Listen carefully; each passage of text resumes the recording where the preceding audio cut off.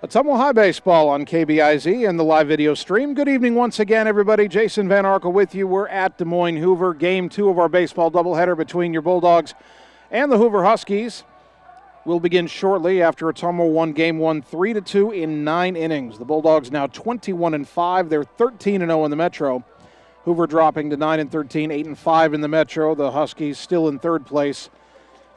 Now 5 games behind Ottumwa, but they were 5 games ahead of the East Lincoln tie for 4th. So Hoover, the solid number 3 in the Metro. Roosevelt, the number 2. The Rough Riders only 2 conference losses or 2 Ottumwa, but they were blowout losses, if you remember last week, at Roosevelt, 16-1 and 14-2. All right, in Game 2, Ottumwa was going to shake things up a little bit with the lineup, but on the mound is a familiar name, senior Thomas Mitchell. Mitchell making his 5th start, 2-2, but with a good 3.26 ERA. 19 1/3 innings pitched, 19 hits allowed, 14 runs, but only 9 earned, 10 walks, 5 hit batters, 14 strikeouts, opponents hitting .218 against him. Mitchell, his last time out was last Thursday, I believe, against Urbandale, where he had a tough no decision. He threw 4 outstanding innings and ran into some trouble in the 5th inning, gave up back-to-back home runs and got no decision. And he'll try to shut down a Hoover team that didn't do a lot offensively in Game 1, but had the Bulldogs befuddled at the plate for most of the game. Ottumwa was down 2-0 going to the top of the 7th, but OHS managed to tie the game. They loaded the bases with nobody out. Blaze Rominger hit a single to the left. That scored 1, and then the second run came home when the left fielder bobbled the ball for an error. Ottumwa still had 2 on nobody out in that inning. They couldn't bring anybody else home. They ended up leaving the bases loaded. OHS finally took the lead in the 9th inning. Rominger hit by a pitch, Wood with a single, Jesus Jaime with an RBI double. But then a pop-out led to a double play when what looked like a bad throw got Ottumwa out of whack on the base paths, and Ottumwa missed a chance to add to the lead, but thankfully Adam Greiner was able to lock down the save. Bulldogs also avoided losing by a couple of inches when Hoover loaded the bases with 1 out in the bottom of the 8th. They had a they had a 1-out hit, and then an errant pickoff throw let the runner go to third. The Bulldogs chose to walk the next 2 batters, and then a fly ball to shallow right. Blaze Rominger threw it into Trey Swartz. Swartz turned and threw it home to Adam Deniston, who put the tag down on what would have been the winning run. The out was called, the inning was over, and then Ottumwa won it in the 9th. So the Bulldogs, second game in a row now, as we talked about, that they were trailing going to the 7th inning, but ended up getting the win. They would have liked to win this one a little earlier in Game 2. But they'll have to overcome a Hoover team that you can define as scrappy, and I'm sure they'd accept that description with pride. They're not great hitters. Their pitchers don't throw hard, but they're crafty, they're scrappy, they find ways to get outs and to scratch out runs. And Ottumwa's going to have to play its best if they want to walk out of here with their second sweep over Hoover this season.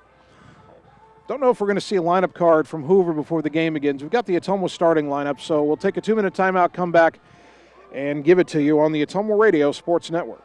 It's time to choose the credit union with a new perspective.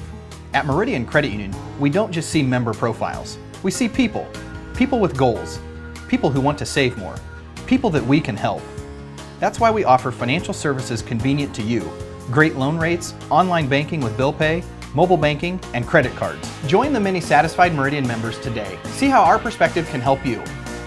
Meridian Credit Union, where it feels like home. Hi, this is Vince Tyson, General Manager with Citizens Mutual in Bloomfield, the area's premier broadband provider. Wapello County, we have heard your screams of frustration. You need reliable internet, and we are proud to expand high-speed fiber internet into Wapello County. Express your interest today by going to findmyfiber.mycmtech.com. Again, that's findmyfiber.mycmtech.com. We look forward to hearing from you and bringing you the very best internet service at Citizens Mutual, coming soon to Wapello County. Seasons change. Our priorities change.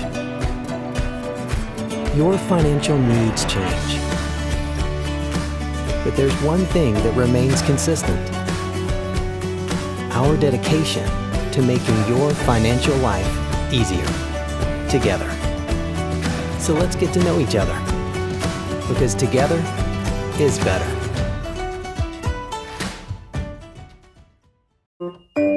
Hi, I'm Dr. Dwayne Petrito, your orthodontist in Ottumwa and Oskaloosa. Many of our patients are playing in this game, and we want you to know we are happy to see you representing your school and playing hard. If you haven't been in to see us yet, please call our office for an appointment. Your first appointment is always free. From start to finish, we are here for you every step of the way. We specialize in giving you a great smile and bite. We look forward to seeing you soon. Our team is cheering for you in today's game.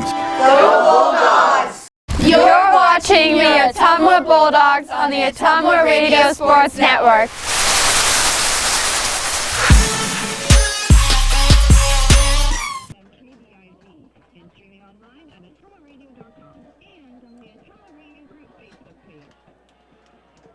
Ottumwa High baseball on KBIZ, getting ready for Game 2 against Des Moines Hoover. We have the Ottumwa starting lineup. Leading off and playing right field is Blaze Rominger. Batting second is the shortstop, Mitch Wood. The number 3 hitter is third baseman Jesus Jaime. And the cleanup hitter is Adam Greiner, who on the lineup card is marked as playing second base. After DHing in Game 1, he'll play second in Game 2. Trevor Summers will catch and bat fifth. Trey Swartz at first base hitting sixth. Thomas Mitchell, the pitcher, bats seventh. Tanner Shark in left field batting eighth. Colt McKinnon in center field batting ninth.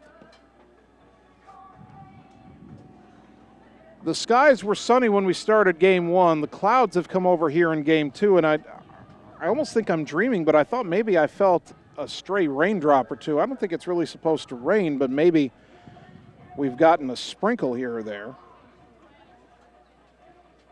Going to check the weather app here on the old smartphone.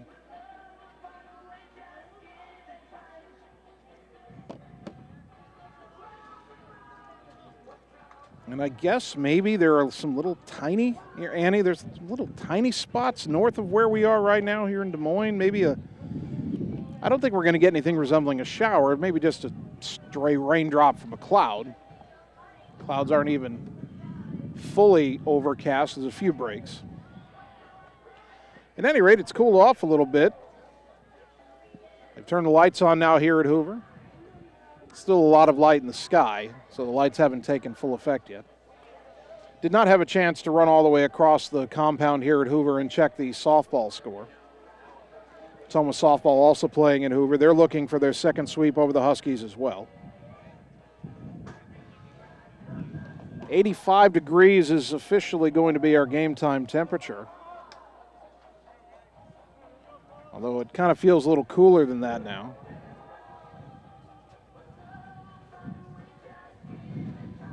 As the meeting and home plate between the umpires and the head coaches is complete. For the next second game. Both teams in the same jerseys. Now that I don't have the glare of the sun, I think those Hoover jerseys are black. Thought maybe they were dark green. They have the green caps, the white pants. Hoover taking the field. Again, I don't have a lineup card for them, but we'll figure it out as we go along here. Jude Smith is going to be their Game 2 starting pitcher, so I'm surprised at both of their pitchers here. But let's take a quick 30-second timeout. We'll come back with the first pitch of Game 2 on the Ottumwa Radio Sports Network. Wondering what to have for lunch or supper? Stop in and see Mike and his team at Mike's Pizza and Steakhouse. Whether you want amazing Greek food, pasta, salads, sandwiches, fish, chicken, steak, or the best pizza in town, they have what you want. They are always open for carryout, and their full menu is available at mikespizzasteakhouse.com. Thank you, Southern Iowa, for making Mike's Pizza and Steakhouse your favorite restaurant and your favorite pizza place. Proud to support the Ottumwa Bulldogs. You're watching the Ottumwa Bulldogs on the Ottumwa Radio Sports Network. I did not come to play, I came to dominate. Dominate. Roger, batting sixth, and on the mound tonight in the second game, number 19, Jude Smith. Batting seventh, in center field, number 1, Isaiah Shackelford. Ottumwa High baseball on KBIZ, getting ready for Game 2 against Hoover. Number 6, Ian King. I'm listening to the PA guy give the lineup here. Number 8, Josh Barron. So I've kind of got an idea of the Hoover lineup, or at least where they are defensively. Jude Smith is the pitcher. And he's making his 6th start. A 3.67 ERA, 21 innings pitched, 21 hits allowed, 18 runs, 11 earned, 8 walks, 2 hit batters, 12 strikeouts. Opponents hitting .236 against a tall right-hander. His first pitch to Blaze Rominger comes in high for ball 1. First pitch at 7:44 in the evening. 1-0 to Blaze. High fly ball to left, but playable for Barron. And he'll make the catch for out number 1. Rominger had been 1 for 3 with an RBI and a run scored in game 1. Here's Mitch Wood. Wood was 1 for 3 with a single and a couple of walks in game 1.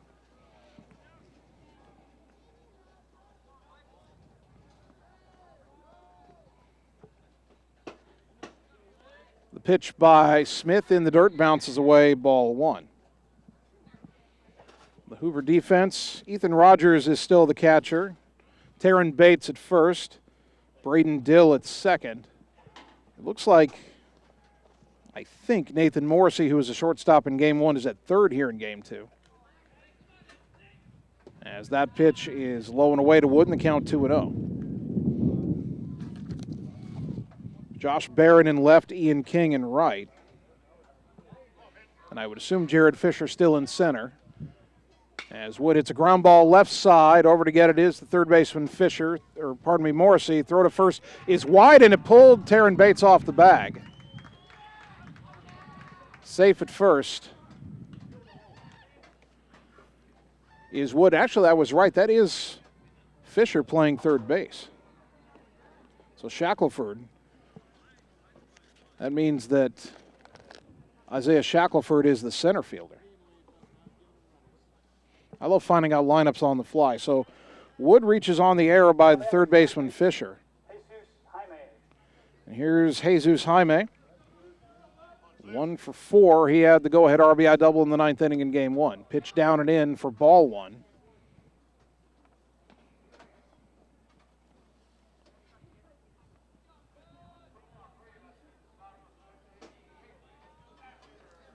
One and 0 to Zeus. 1 on, 1 out, top first. The pitch. Swing and a miss. Pitch in the dirt. Wood started and stopped. He'll go back. Count evens at a ball and a strike. Again, can't tell you what Jude Smith's record is because Hoover doesn't list wins, losses, or saves in their stats. Everything else they have. I know what his ERA is, 3.67. Throw to first and Wood back in standing up. I know opponents have hit .236 against him. I know he's walked 8 and struck out 12 in 21 innings. So a lot of balls put in play. Now the 1-1.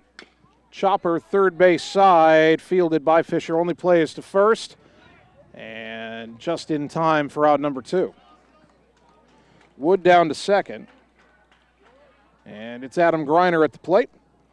Greiner 1 for 5 with a single in the opener. Don't often have 5 at-bats in a game, but again, you don't often play 9 innings in high school ball. Second baseman, Adam Greiner.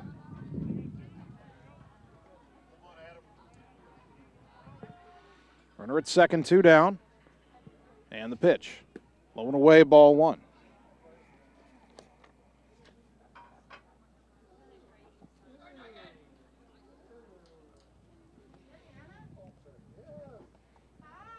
Adam ahead early in the count. Smith pitching from the stretch. He did that even with no one on base. That pitch outside, and it's 2-0.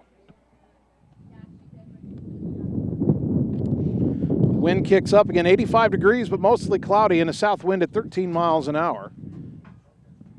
It's blowing in from left. 2-0, low and away again, 3-0 with Trevor Summers on deck.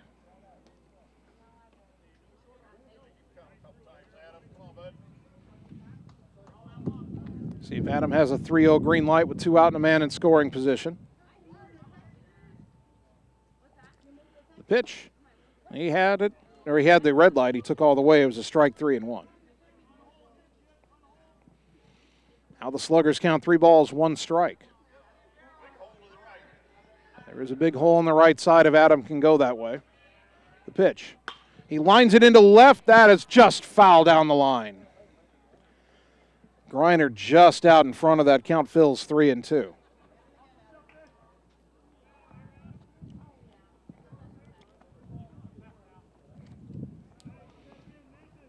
Three balls, 2 strikes to Adam Griner.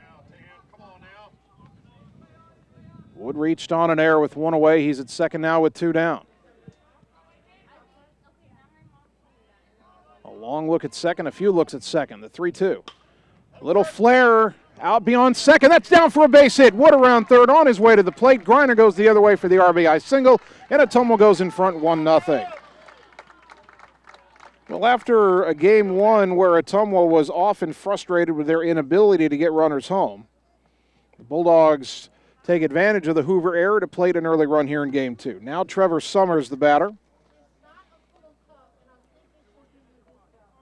Summers getting his 4th start of the season.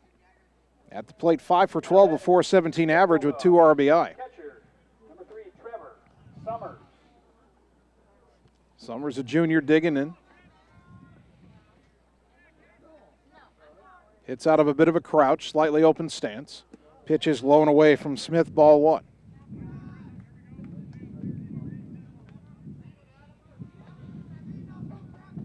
Griner getting a decent-sized lead at first. Now the 1-0. Up and in, 2-0. Smith has fallen behind several Ottumwa hitters here in the first inning.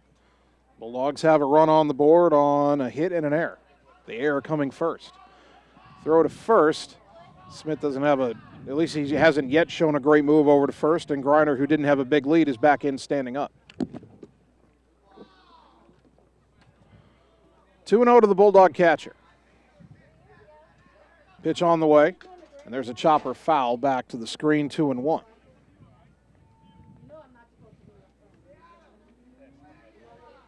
After this game, Ottumwa's got one more varsity game this week. Friday night at home, hosting Fort Madison, who's having a really good year.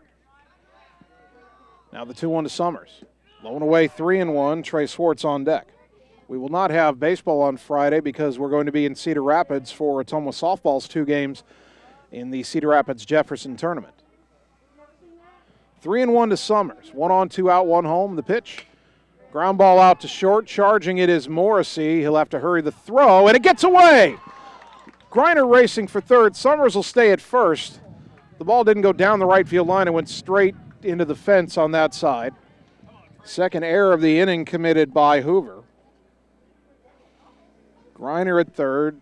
Summers reaches first. He'll get a courtesy runner. That'll be Lucas Barnes. Courtesy runner for the catcher, Summers. And here's Trey Swartz. Swartz was 2 for 4 in game 1, 2 singles and a run scored. He also threw out 2 runners at the bases on relay throws.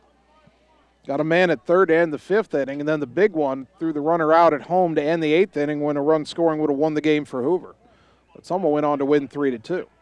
Runners on the corners and 2 down here. The pitch. That's on the outside corner for a called strike, 0-1. Feels like the first hitter that Jude Smith has gotten ahead of in this first inning. Bulldogs have already taken advantage of 1 Hoover error. Can they take advantage of a second? Swartz, a little grounder off the end of the bat up the first baseline foul, and it's 0-2. Trey will have to protect the plate now. No balls, 2 strikes. Griner at third. Barnes, a courtesy runner at first. Now the 0-2. Up and away, 1 ball, 2 strikes.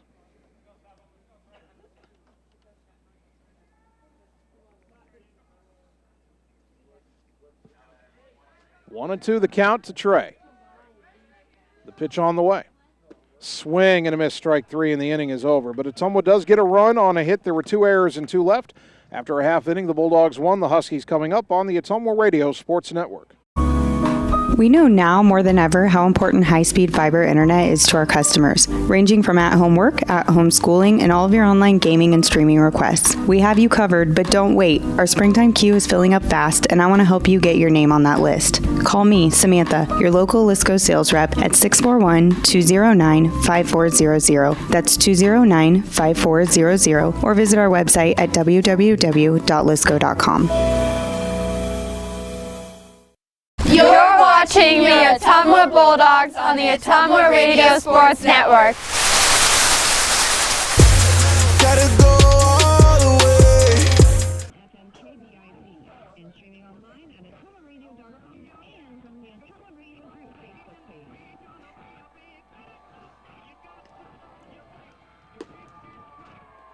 Bottom of the first inning, Ottumwa's got a run on the board for Thomas Mitchell as he takes the mound. The defense behind him, Tanner Shark in left, Colt McKinnon in center, Blaze Rominger in right, Jesus Jaime at third, Mitch Wood at short, Adam Greiner at second, Trey Swartz at first, and Trevor Summers is behind the plate. Braden Dill will lead off in Game 2 for Des Moines Hoover as he did in Game 1. Jared Fisher and Nathan Morrissey to follow. Dill in Game 1 was 0 for 3. He reached on an error and was hit by a pitch.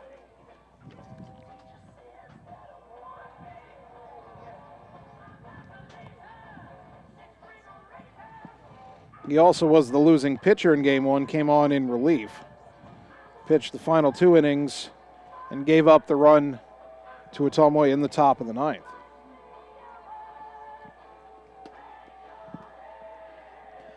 Summers fires down to second, and Dill will stand in here in the bottom of the first inning.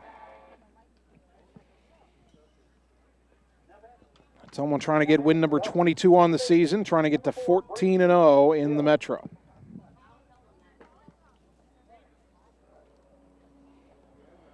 The wind by Thomas and the pitch.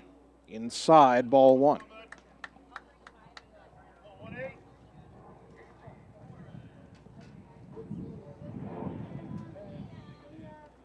Quickly working the 1-0 pitch, and it hit him in the side. So Mitchell missed inside, then missed further inside, and Hoover has a leadoff man on a hit by pitch. That'll bring up Jared Fisher. Fisher was 0 for 4 in Game 1. The ball on the ground all 4 times. Reached on an error once.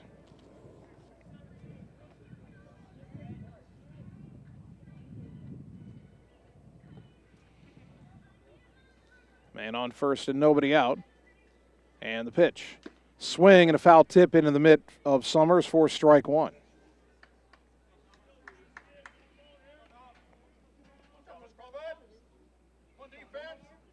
Dill a short lead at first, not a big base stealer. Long pause by Mitchell in the 0-1. Pop up right side, shallow, racing in Rominger, racing over. Greiner makes the catch. Adam Greiner kind of came out of nowhere there. I was watching Blaze, and Greiner, who hasn't played a lot of second base this year, made a fine running catch in shallow right field near the line for out number 1. That brings up Nathan Morrissey. The shortstop was 1 for 3 in Game 1 with a sac fly and an RBI. He was also the man thrown out at the plate to end the bottom of the 8th inning when if he'd scored, Hoover would have won the game.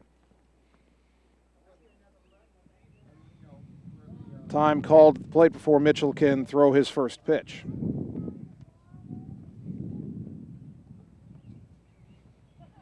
One on, one out for Hoover here in the bottom of the first. Ottumwa with an early 1-0 lead.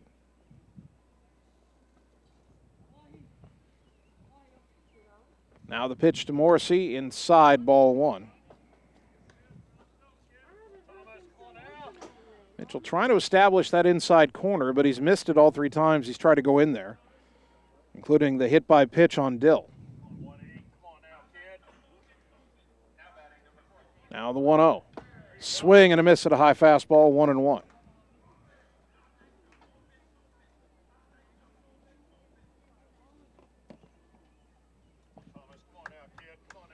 Mitchell would like a double play ground ball right here, perhaps. The 1-1. Pop up. Shallow right. Greiner heading out. Took off his hat. Found the ball. Made the catch for out number 2.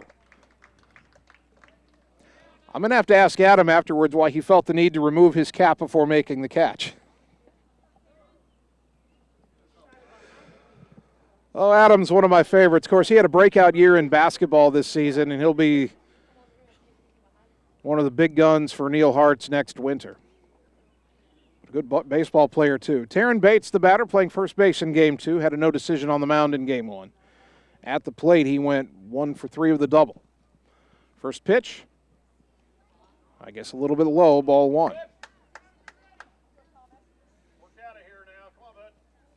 2 out, a runner at first. Thomas Mitchell trying to pitch around the hit batter to start the inning. He's gotten a couple of pop-ups since then. Here's the 1-0. And there's a pop foul back and out of play. Count evens at a ball and a strike.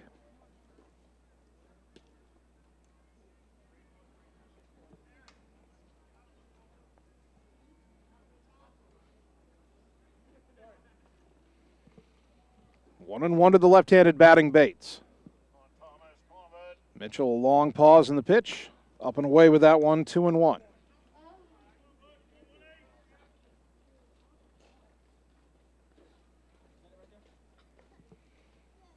Two balls, one strike.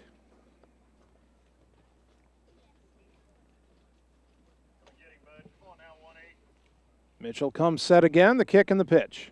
Swing and a miss. Count evens at 2-2.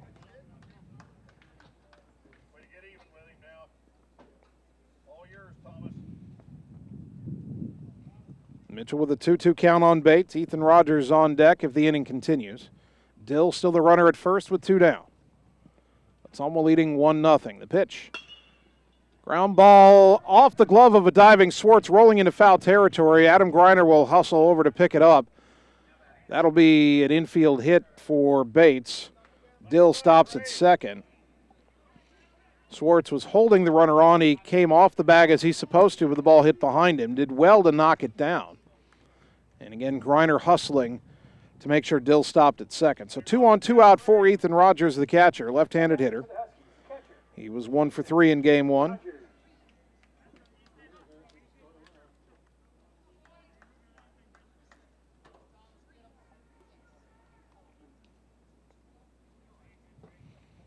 Mitchell again from the stretch.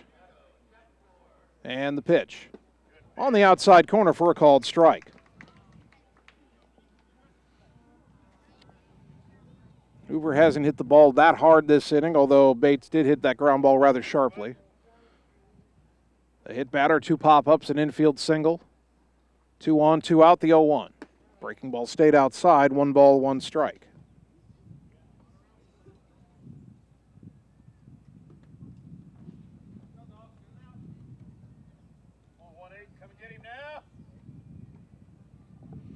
Mitchell ready for the 1-1 pitch to Rogers. And a swing and a foul straight back at me, 1-2.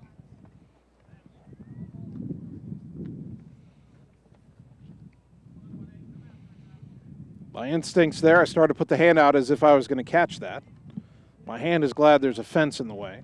Might have broken my fingers. Got to remember, I don't have a glove on here. 1 ball, 2 strikes. Wind kicks up. The pitch. Breaking ball, chopper.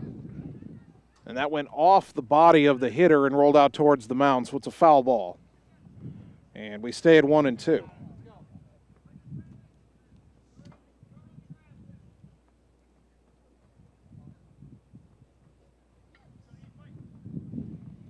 Two on, 2 out for the Huskies. Ottumwa leading 1-0. Mitchell trying to keep that score where it is.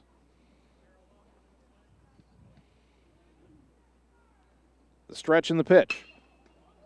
Ground ball up the middle. It went off of Mitchell and into the grass by shortstop where Mitch Wood picks it up, but no play and the bases are loaded for Jude Smith, the pitcher. My view of that was screened by the umpire and the catcher. I don't know if Mitchell should have made that play or if it was just a hard hit ball off him.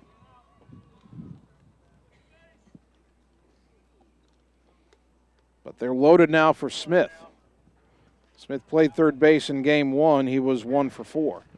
First pitch, pop foul off to the right out of play, 0-1.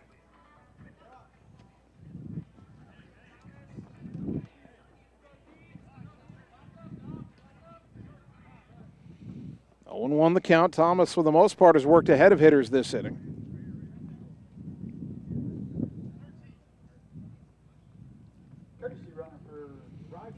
We do have a courtesy runner for Rogers, the catcher, and it'll be Charles Walker, who scored a run as a courtesy runner in game 1. Bases loaded, 2 down, the 0-1. Breaking ball down and in, 1 ball, 1 strike.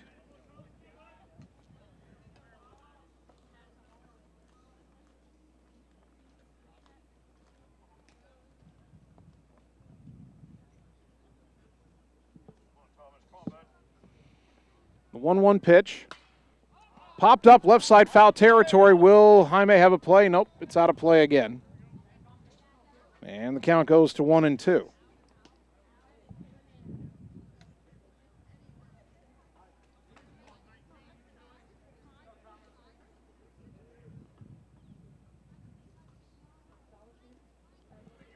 One ball, 2 strikes. Mitchell could use a strikeout here to end this inning. Bases loaded, 2 down. The 1-2. Down and in with the breaking ball. Still can't seem to get that breaker to come back over the inside corner. 2-2.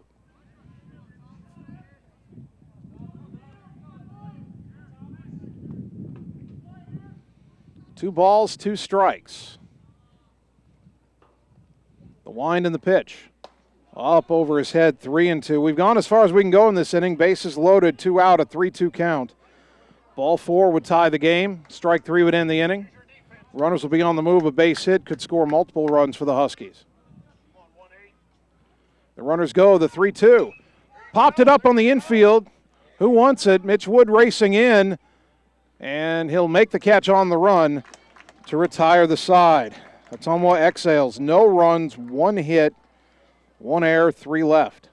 After an inning, Bulldogs ahead 1-0 on the Ottumwa Radio Sports Network. Seasons change. Our priorities change. Your financial needs change. But there's one thing that remains consistent. Our dedication to making your financial life easier together. So let's get to know each other, because together is better. You're watching the Ottumwa Bulldogs on the Ottumwa Radio Sports Network. You be scared of John, watch me leap though.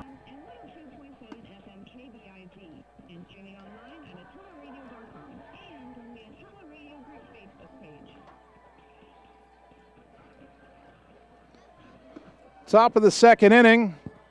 Ottumwa still leading Des Moines Hoover 1-0. The Huskies loaded the bases with 2 out in the first inning. They had a hit batter to start the inning, 2 pop-ups, then an infield hit, an error. But then a pop-out ended the frame. At least we think it was an error on Mitchell. There was a ground ball back to the mound that deflected off of Thomas, and honestly, from our view right behind home plate, we can't see the mound after the pitch is thrown and the ball's put in play. So the umpire and the catcher are in the way.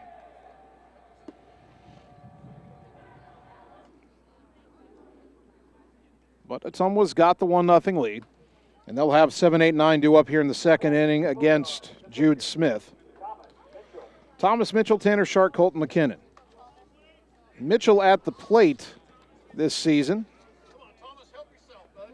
hitting .212 with 5 runs batted in, trying to help his own cause right here.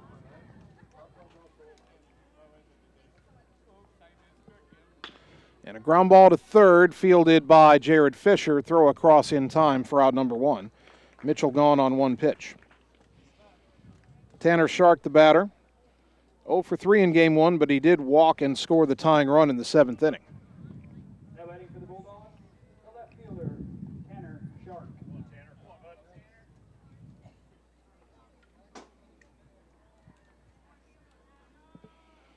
One out, nobody on for OHS. Sun kind of peeking out from behind the clouds as it sets off to the west. First pitch on the way to Tanner, inside and all the way to the backstop, ball 1.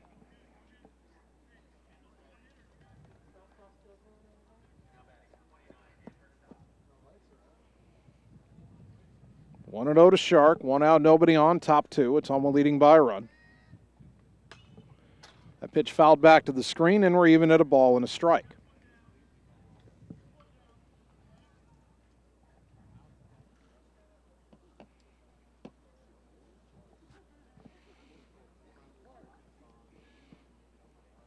Smith into the wind and the 1-1 to Shark. Shows bunt, pulled the bat back, but it's called a strike and a breaking ball, 1-2.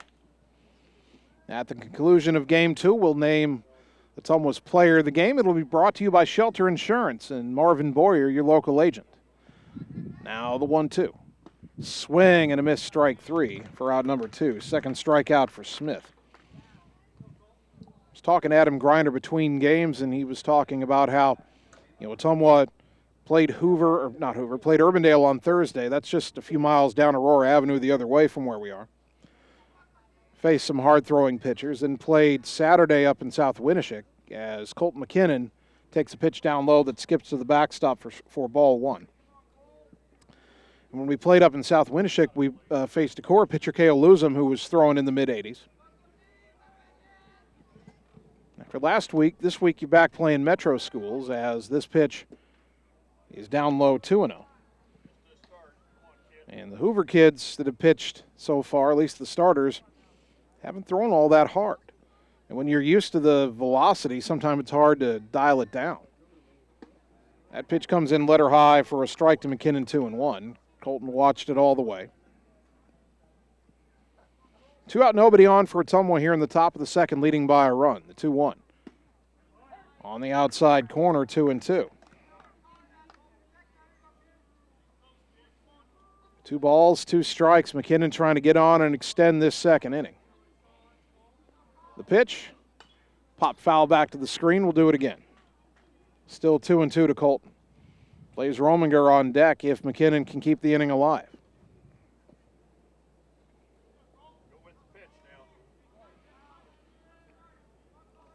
McKinnon awaiting a 2-2 pitch from the right-hander Jude Smith. Breaking ball lined right back up the middle into center for a base hit. Well, he tried to throw the breaking ball on the inside corner, and Colton was ready. Waited back, took it up the middle. Here's Rominger, who flied to left his first time up. Right fielder, Blaze Rominger. Runner at first, 2 down, and if Blaze can keep the line going, the big RBI men are behind him. That's why Blaze is hitting where he's hitting. He does a good job of getting on base. First pitch, downstairs, ball 1. McKinnon can steal a base. The opportunity presents itself. He's only 1 for 2 on the season, though.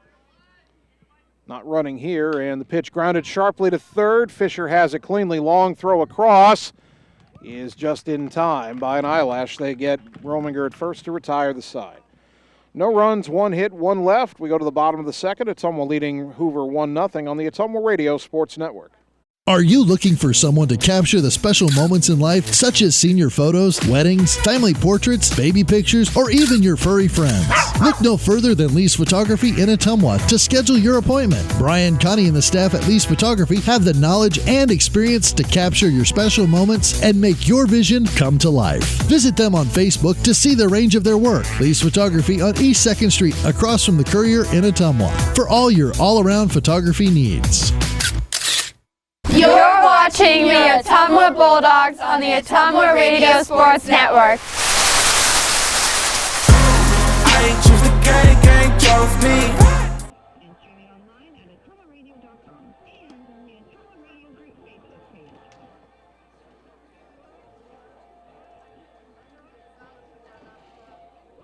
Bottom of the second inning, Ottumwa 1, Hoover 0. Huskies have 7, 8, 9 due up in their order.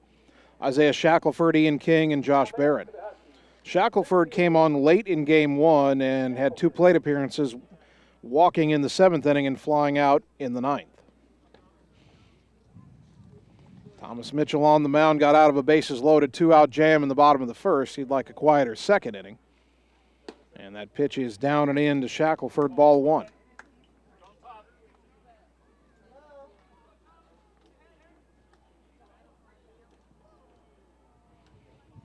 The wind by Mitchell and the 1-0 to Shackelford. Strike at the knees, 1-1.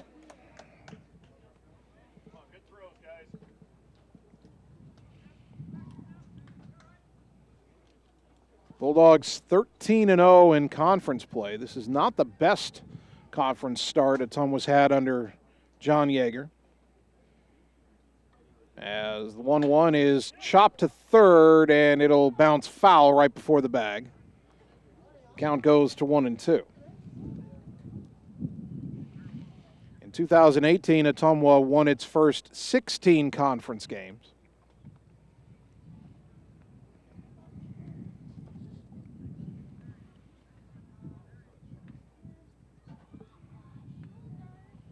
So OHS would need to win this game and then their next conference doubleheader to match that. Breaking ball caught the inside corner, called strike three. That's out number one. And that's the pitch that Mitchell was trying to throw in the first inning and couldn't get it there. He finally found the range on it, and Shackelford is gone. Another Bulldogs strikeout brought to you by Shelter Insurance. Marvin Boyer, your local agent. Ian King, the batter. The right fielder for the Huskies. First pitch. Down low, ball one. King was 1 for 3 with a single and a sacrifice bunt in game one.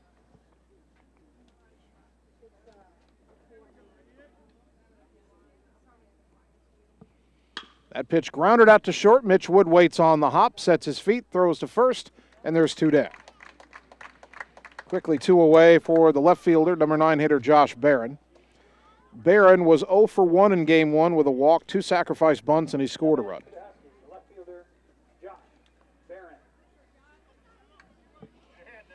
1-0 Ottumwa, 2 out, nobody on for Hoover here in the bottom of the second inning. First pitch on the way. In there for a strike, 0-1.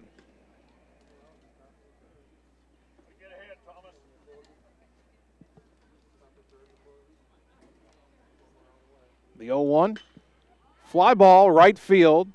Back a couple of steps is Rominger right there, makes the catch, and the side is retired. A very quick and efficient second inning for Thomas Mitchell. We go to the third, 1-0 Bulldogs on the Ottumwa Radio Sports Network. It's time to choose the credit union with a new perspective. At Meridian Credit Union, we don't just see member profiles. We see people. People with goals. People who want to save more. People that we can help. That's why we offer financial services convenient to you. Great loan rates, online banking with bill pay, mobile banking, and credit cards. Join the many satisfied Meridian members today. See how our perspective can help you. Meridian Credit Union, where it feels like home. You're watching the Ottumwa Bulldogs on the Ottumwa Radio Sports Network.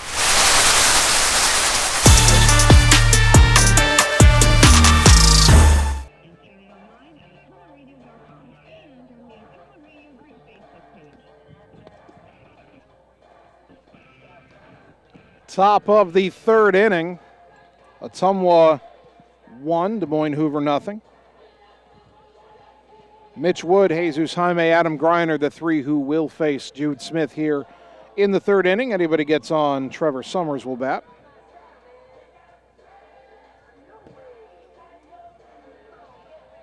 Wood reached on an error and scored the lone run of the game in the first inning.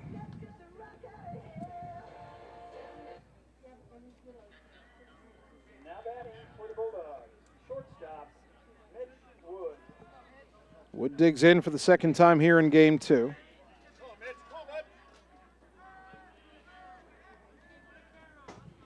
Jude Smith throws a breaking ball over Wood's head for ball one.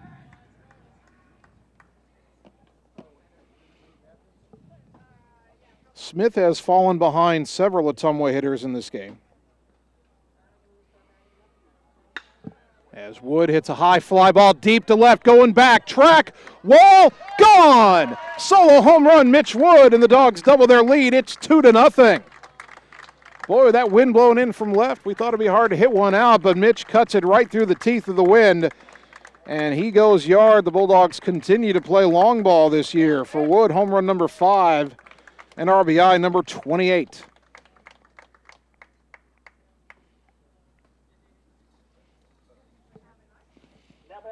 Wood still trailing Jesus Jaime in the home run department 6-5, and here is Zeus, who grounded to third his first time up. 2-0 Bulldogs. The pitch. Swinging a ground ball back up the middle. Fielded by the shortstop, Morrissey, but the throw not in time as Zeus hustles down the line and beats out the infield single. So Wood with the long ball, Zeus with the hustle. And now Adam Greiner, who hit an RBI single his first time up.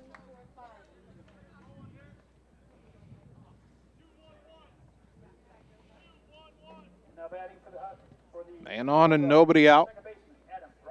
The third baseman Fisher coming in, anticipating that Greiner may lay down a bunt. Home plate umpire calls time for a moment as Greiner manicures the dirt in the right-handed batter's box. Smith gets his sign. Short lead by Zeus at first. The pitch. Breaking ball stayed high, ball one. No sign of a bunt on that pitch. Coach Yeager calls out the new code. Adam checks it and digs back in. The 1-0. Low and away, 2-0. Again, Smith falling behind hitters. Still hasn't walked anybody.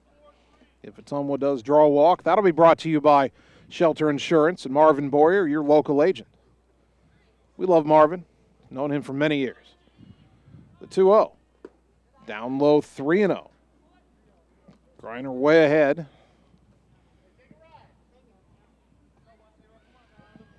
Trevor Summers, the Bulldog catcher, on deck. Greiner waiting a 3-0 pitch from Smith, taking all the way. It's in there for a strike, 3-1. So Adams still way ahead, 3 balls and a strike. A run home for Ottumwa on the Wood home run here in the top of the third, and Jesus Jaime at first. That pitch caught the inside corner, strike 2. So Greiner down to a full count for the second straight at-bat. He hit an opposite field RBI single that drove in Mitch Wood in the first.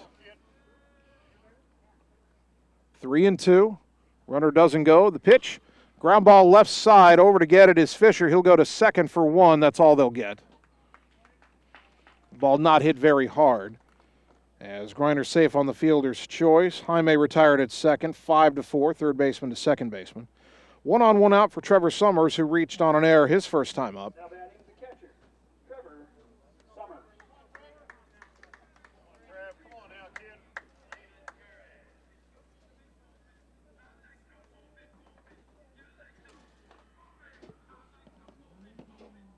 The pitch to Trevor. Swinging a chopper left side, fielded by Fisher. He hesitates, goes to second for 1. The relay to first in time. And Hoover goes around the horn, 5-4-3. Bulldogs, or at least Summers doesn't like the call. But the inning is over. Ottumwa gets a run on the Wood homer. 2 hits, but nobody left after 2.5. Bulldogs 2, Huskies nothing on the Ottumwa Radio Sports Network. Schroeder Graphics and Signs, LLC, across the road from RJ Performance, is your go-to headquarters for all things custom designed, including vehicle wraps, printing, signs, billboards, and state-of-the-art commercial lighted signs. They also do window designs, semis, and VIN DOTs, wall designs, any size of coolers, customized bag boards, custom trailers, tumblers, race cars, go-karts, off-road vehicles, and more. Realtors, contact them for your custom yard signs, too. Visit sgsignsllc.com and like them on Facebook. Schroeder Graphics, be a brand above. You're watching the Ottumwa Bulldogs on the Ottumwa Radio Sports Network. I do it for the love. Online at ottumwaradio.com and on the Ottumwa Radio Group Facebook page. Ottumwa 2, Des Moines Hoover nothing as your Bulldog baseball team plays in the bottom of the third here on the Hoover Baseball Diamond. Good to have you with us on 1240 AM, 102.7 FM KBIZ, or on that live video stream at ottumwaradio.com and the Ottumwa Radio Group Facebook page.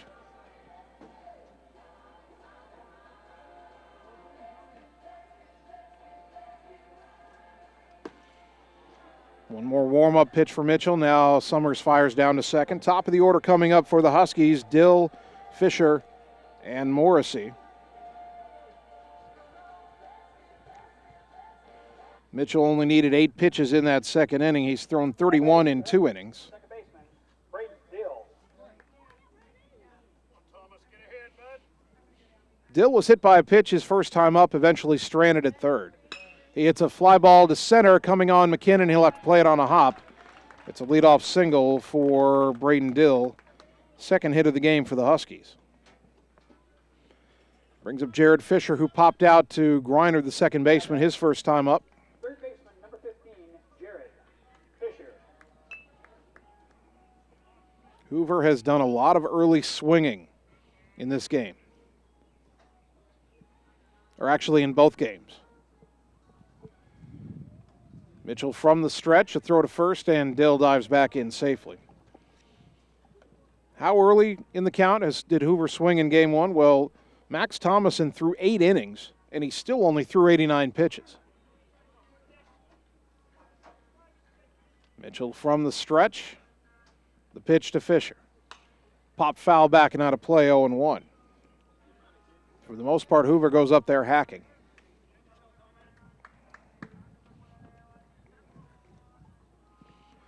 Ottumwa leading 2-0. Hoover with the leadoff man on here in the bottom of the third.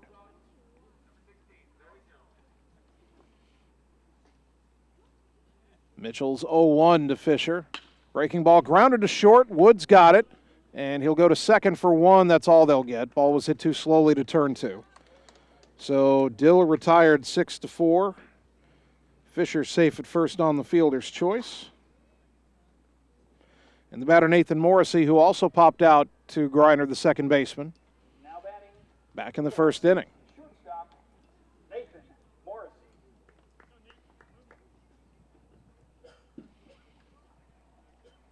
Bulldog baseball and softball playing at Hoover tonight. Don't have an update on how softball's been doing. Fastball comes in high to Morrissey, 1-0. We can tell when it's between innings over there because they turn on their between inning music and it's loud enough that it carries all the way over here. Don't think you can hear it on the broadcast, but every now and then, middle of an inning, we're getting some rock and roll from the softball diamond. Now the 1-0. Fly ball to center. Going back is McKinnon, drifting with it, and he makes the catch for out number 2. Fisher retreats to first, and the batter Taryn Bates, who singled his first time up. Now batting the first baseman, Taryn Bates. 2 out, and Dill, who singled to start the inning, still at first. Kind of the same situation we had in the first inning. Dill was hit by a pitch, then Fisher and Morrissey made outs. Bates and Rogers would both reach in the first before a pop out would end the threat with the bases loaded. Mitchell trying to avoid another threat here. And there's a fly ball to center. It should get it done. Coming in a few steps is McKinnon. He makes the catch, and the side is retired. No runs, 1 hit, and nobody left. After 3, Bulldogs 2, Huskies nothing on the Ottumwa Radio Sports Network. Hi, I'm Dr. Dwayne Petrito, your orthodontist in Ottumwa and Oskaloosa. Many of our patients are playing in this game, and we want you to know we are happy to see you representing your school and playing hard. If you haven't been in to see us yet, please call our office for an appointment. Your first appointment is always free. From start to finish, we are here for you every step of the way. We specialize in giving you a great smile and bite. We look forward to seeing you soon. Our team is cheering for you in today's game. You're watching the Ottumwa Bulldogs on the Ottumwa Radio Sports Network. I did not come to play, I came to dominate. Streaming online at ottumwaradio.com and on the Ottumwa Radio Group Facebook. Top of the 4th inning. Wind is kicked up a bit here again at Des Moines Hoover. Ottumwa with a 2-0 lead. Got a run in the first on an RBI single by Adam Griner, a run in the third on a solo home run by Mitch Wood. Trey Swartz, Thomas Mitchell, Tanner Shark, 6, 7, and 8 due up in the Ottumwa order. Swartz struck out his first time up. Trey Swartz. First pitch on the way. Low and away, ball 1.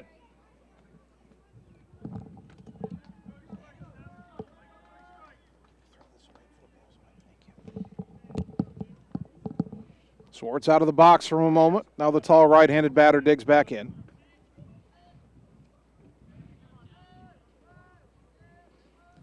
Smith winds on the 1-0. Swing and a miss at a high one. Count evens at a ball and a strike.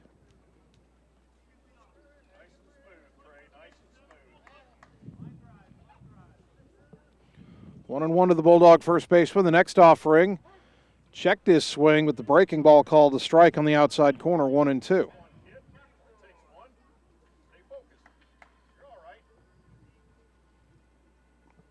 1 ball, 2 strikes. The pitch on the way.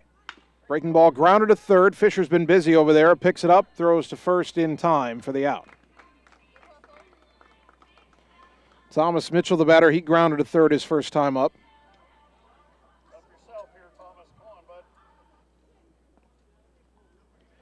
That's 6 ground balls hit to Fisher at third base. He booted the first one for an error, and that runner came around to score in the first inning. Fisher has made the next 5 plays cleanly. Mitchell would like to hit it over his head and down the left field line, perhaps. First pitch on the way from Jude Smith, pitcher to pitcher, and it's downstairs, ball 1.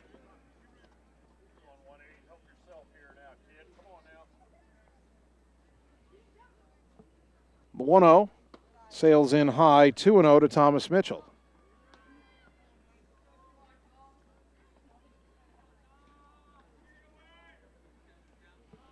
The 2-0 pitch, outside 3-0.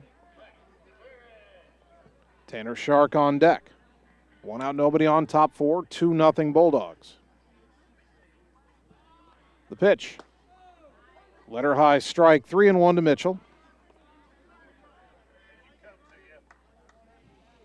Sluggers count for Thomas. Smith working quickly. The pitch. Chopper third base side foul, and the count fills at 3-2. 3 balls, 2 strikes. The payoff pitch.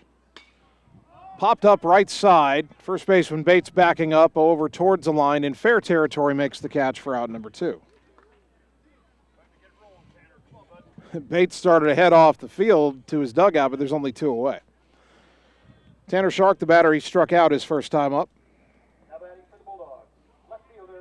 Somewhat 2 runs on 4 hits and 1 error. Hoover, no runs on 2 hits and 2 errors. Both Hoover errors were in the first inning. One of them led to a run. Pitch just off the plate outside to Shark, the left-handed batter, ball 1.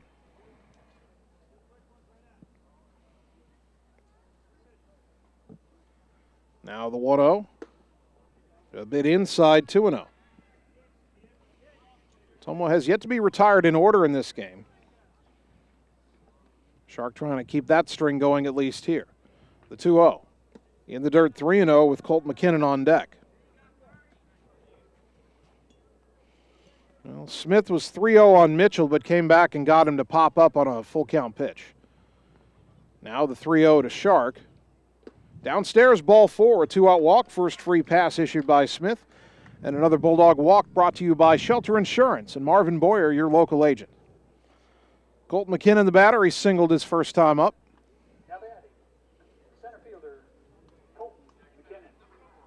Someone might get a little aggressive on the bases here. Shark can run, and you don't mind McKinnon leading off. That first pitch comes inside off the plate, ball 1. 5 in a row out of the zone by Smith.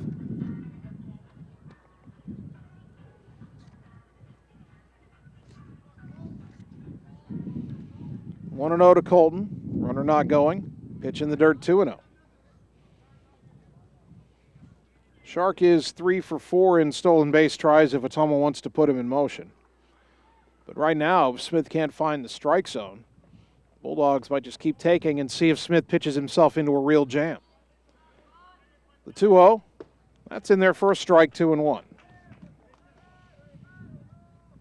Well, 2-1 is a count a lot of people like to run on, traditionally.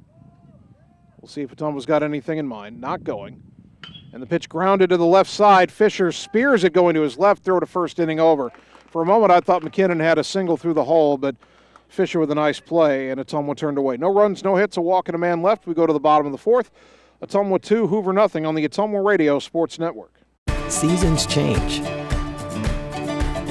Our priorities change.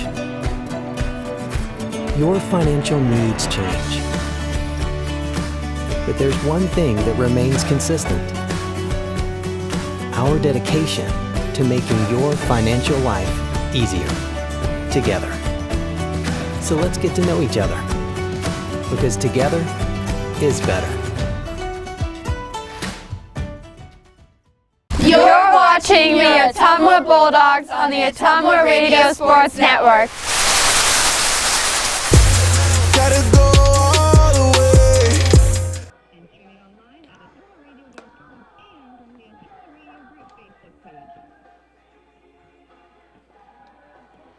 Bottom of the fourth inning, moving along fairly quickly. That could be a jinx on my part, but Ottumwa leading Hoover 2-0.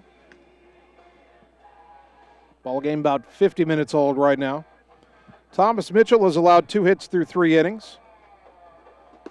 Has not walked a batter, has not struck out. Well, he has 1 strikeout, pardon me. And he has hit a batter. He'll face Ethan Rogers, Jude Smith, and Isaiah Shackelford. 5, 6, and 7 in the Hoover order. Rogers reached on an error. Now batting for the Huskies. At least we think it was an error. It was a ground ball back to the mound in the first inning. Our view of the mound is blocked by the umpire on a grounder up the middle. The ball kicked away from Mitchell, and he couldn't find it. First pitch here, chopped foul off to the right, strike 1.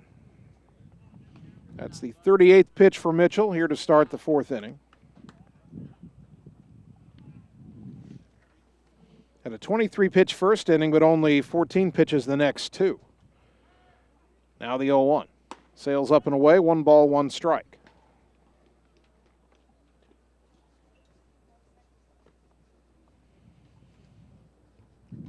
Bulldogs ahead 2-0. Huskies batting, Rogers leading off, bottom of the 4th inning here at Hoover. The 1-1 in the dirt, 2-1. Ottumwa's run in the first inning. Mitch Wood reached on an error with 1 out. Went to second on a ground out and scored on an RBI single by Adam Greiner. The 2-1 pitch, swing and a miss, chased 1 down low, 2-2.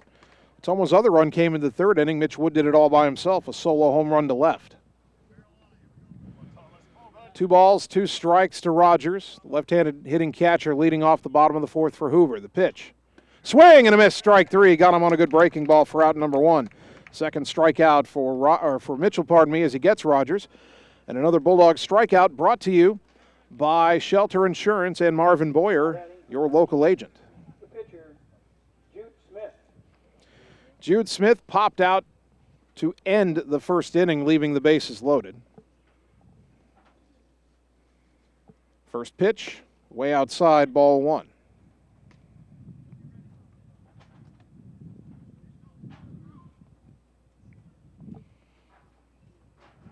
Right-hander to right-hander, pitcher to pitcher, the 1-0 to Smith. Down and in, 2-0.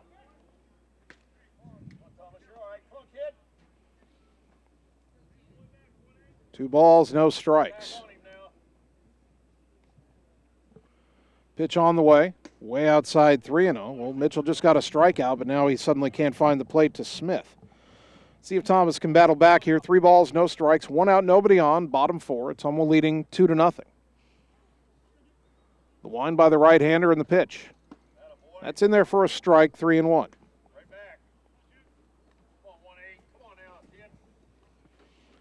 Lights have mostly taken effect now here at Hoover, as the 3-1 is down low, ball 4, apparently.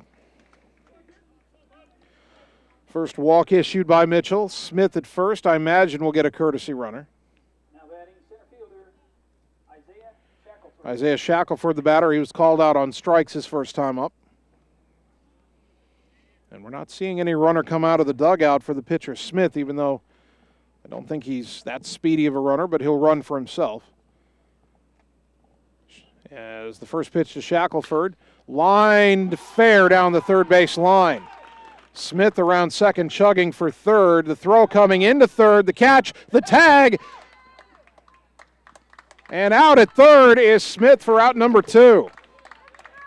Great job by Tanner Shark to get over to the line, cut that ball off, and fire a strike to Jesus Jaime at third. Smith tried to dive around the tag, but Zeus got the leather on him, and there's 2 down. As Shackelford stays at first on the single. Boy, when that ball landed, I thought it was a double. But a great job by Shark to not only hold him to a single, but throw the man out at third. And here's Ian King, who grounded to short his first time up. 2 out, a runner on first. And the pitch. Popped up foul, right side. Long run for Swartz, trying to find it, and he'll make the catch over the shoulder to retire the side. So a couple of great defensive plays gets Ottumwa out of the 4th inning. No runs, 1 hit, and 1 left. We go to inning number 5. Bulldogs 2, Huskies nothing on the Ottumwa Radio Sports Network. Cole Palace Cafe and Books invites you to stop in and try their real, not fast, fresh, never frozen, made in-house menu, which is sure to satisfy. Start your day with their fresh brewed coffee or one of their specialty drinks and a delicious breakfast. Stop in for a cup of one of their homemade soups, a sandwich, or salad for lunch. Don't forget dessert. At Cole Palace Cafe and Books, your purchases help our neighbors with disabilities learn valuable job skills. Check out their gently used books while you wait. That's Cole Palace Cafe and Books at 226 West Main Street, Ottumwa. You're watching the Ottumwa Bulldogs on the Ottumwa Radio Sports Network. You be scared at John, watch me leap though.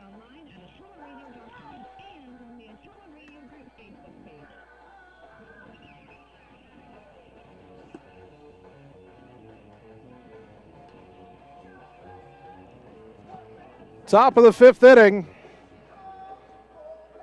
Ottumwa 2, Des Moines Hoover nothing, and we need to take a moment and talk about the Ottumwa defense and how they have cut down runners in this doubleheader. And I know it saved game 1 for OHS, and they made a play here in game 2 that potentially could be a game saver as well. In game 1, the Bulldogs threw out 2 players with tag plays on the bases, got a runner trying to tag and go to third in the 5th inning of game 1. And then the runner thrown out at the plate in the 8th inning of that same game that got the game into the 9th inning as Blaze Rominger takes a pitch outside, 1-0. He's 0 for 2 with a fly out and a ground out. The 1-0 on the way, and a swing and a chopper foul third base side. Count evens at a ball and a strike. The latest play coming in the bottom of the last inning, the 4th inning. Runner on first and 1 out. Isaiah Shackelford, a shot down the left field line. Tanner Shark cuts it off, fires to third, and throws out Jude Smith trying to go first to third. Pitch downstairs to Blaze, and he works ahead of Smith 2-1. So that play, I think, gave Ottumwa some momentum, and then also a nice catch over his shoulder of a long foul pop-up by Trey Swartz to end the inning. And now a little squibber foul up the first base line. That almost kicked back fair.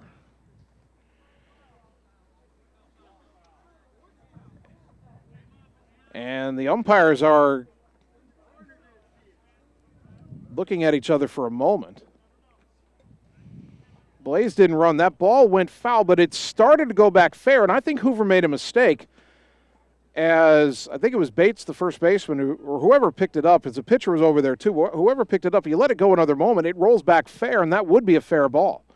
Instead, it's 2-2 to Rominger, and he pops this one up right side.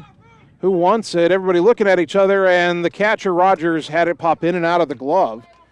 So we stay at 2-2, and Rominger's been given really 2 extra lives in this at-bat. The first play, again, kind of a weird one, but it happens every now and then, a ground ball that starts out foul, but if it goes back fair before it gets to the bag, it is a fair ball.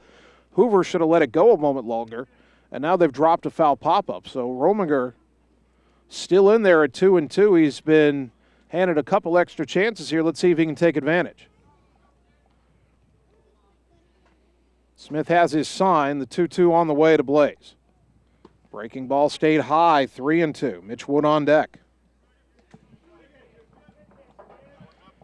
3 balls, 2 strikes. Rominger doing what a good leadoff man does, seeing a lot of pitches. The payoff.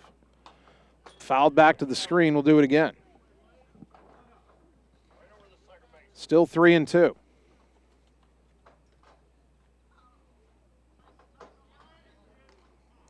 The wind by Smith, another payoff pitch.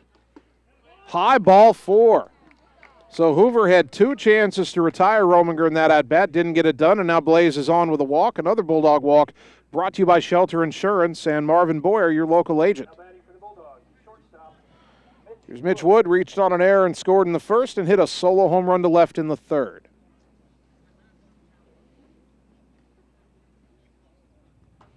Another long ball with time for the team lead with Jesus Jaime, who's on deck. First pitch.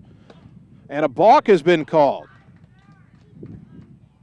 The base umpire immediately, as Smith went into his motion, he may not have come set. And the pitch does not count. Rominger now in scoring position for Wood with nobody out.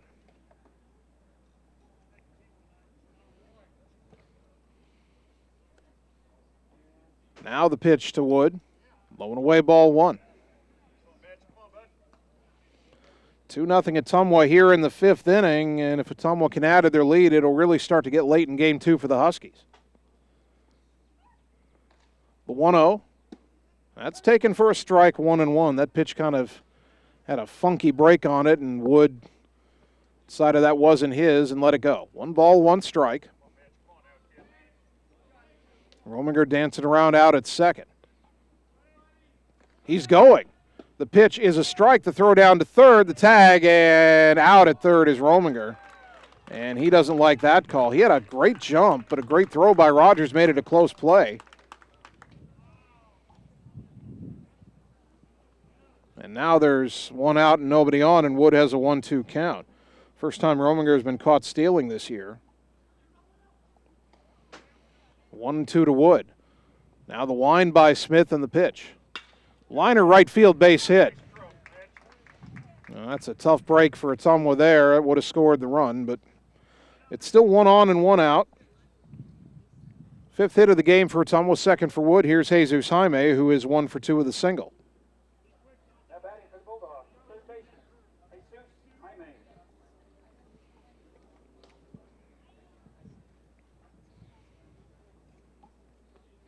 Wood gets out to his lead, the pitch. Liner, but foul off to the left out of play. Boy, Jaime straightens that out. He's got extra bases. 0-1 the count.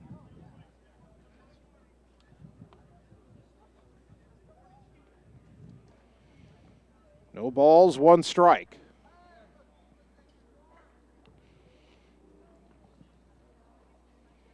Wood at first, 1 down, top 5. Ottumwa leading 2-0. And Smith will step off the rubber. It's turned into a beautiful evening here in the capital city. As the 0-1 is in the dirt and gets all the way to the backstop. A wild pitch. Wood down to second. So Ottumwa had a man in scoring position. He was caught stealing. Now they've got another man in scoring position. And a 1-1 count to Zeus.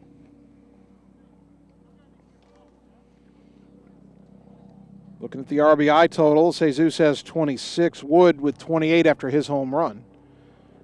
As this pitch is low and away, 2-1. The one downside to Wood going to second on the wild pitch is that Hoover might choose to pitch around Jaime here. They walked him intentionally to load the bases in game 1. A helicopter flies overhead as the 2-1 pitch. Breaking ball, but it stayed high, 3-1. That intentional walk came in the 7th inning with the game tied and only 1 away. See if Zeus gets anything to hit right here. The 3-1. Breaking ball, a good one, caught the inside corner, 3-2.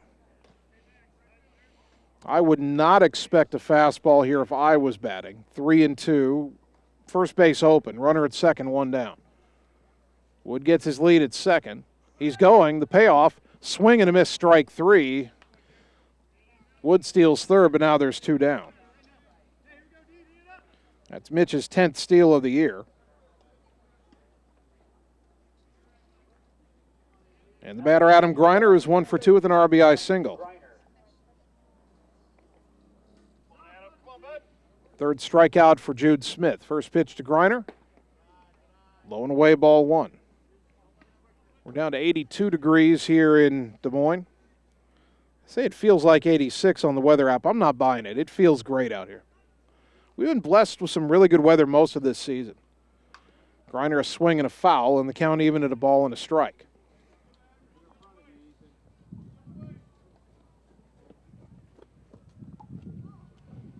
One and 1 to Griner, playing second base here in game 2.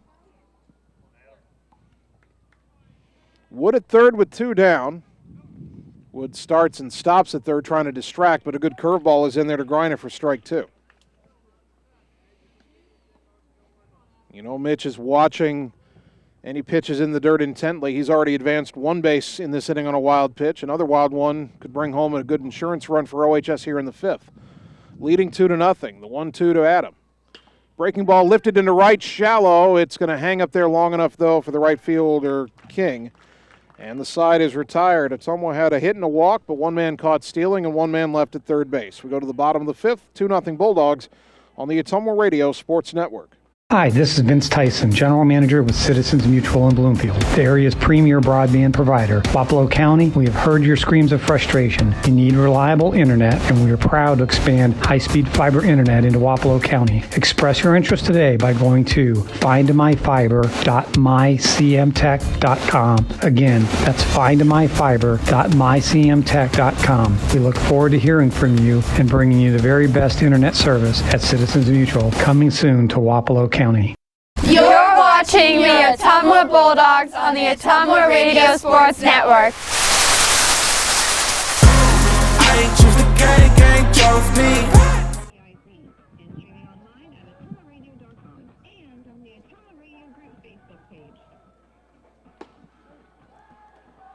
Bottom of the fifth inning, Thomas Mitchell has thrown only 49 pitches through 4 innings, and he's got a 2-0 lead. He's allowed 3 hits.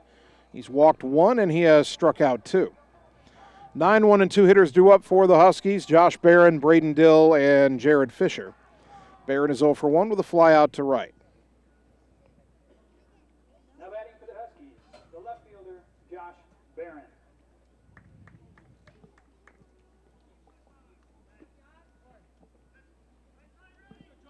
Right-hander to right-hander. First pitch from Mitchell to Barron. Low and away, ball 1.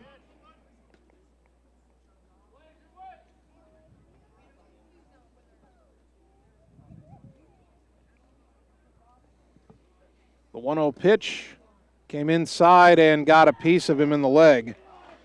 And for the second inning in this game, Mitchell has hit the leadoff batter in an inning, this time Barron, and then I'll bring a Braden Dill, who was hit in the first inning. Dill also singled in the third. Third time in 5 innings that Hoover's had the leadoff man on. Mitchell from the stretch, and a throw to first, chases Barron back on a dive. Josh Barron 5 for 5 in stolen base tries on the season.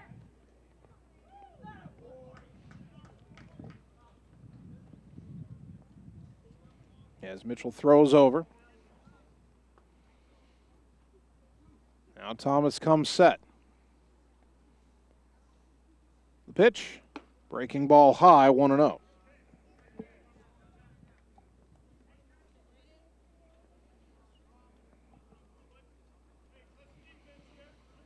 One ball, no strikes. The next offering, up and in 2-0, and Mitchell having trouble finding the plate here in the 5th inning.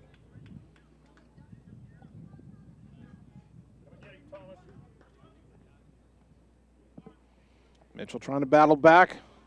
Behind in the count, 2-0 to Dill. Long pause and the pitch. That caught the inside corner at the letters, 2-1. Borderline pitch, Ottumwa gets the call. 2-1 the count to Dill. Thomas's next offering, swing and a miss. And the count evens at 2-2. 2 balls, 2 strikes.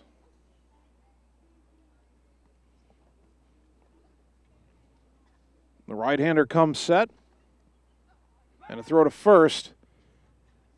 A low throw, but dug out by Swartz as Barron dives back in.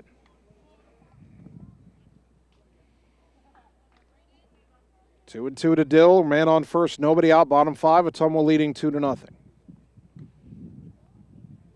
Another 2-2 pitch. Swing and a miss. Good breaking ball. Strike 3 for out number 1. Third K for Mitchell. Another Bulldog strikeout brought to you by Shelter Insurance and Marvin Boyer, your local agent. One down for Jared Fisher, who has popped to second and reached on a fielder's choice grounder. 0 for 2.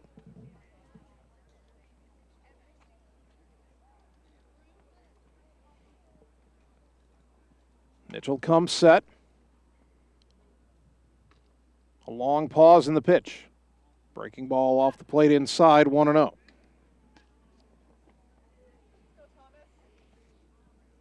Approaching 9 o'clock here at Des Moines Hoover. And back where you live in Ottumwa as well. Wherever you're watching, perhaps on the video stream, anywhere in the world, to be honest. 1-0, fly ball to center. McKinnon heading over to his left makes the catch, 2 down.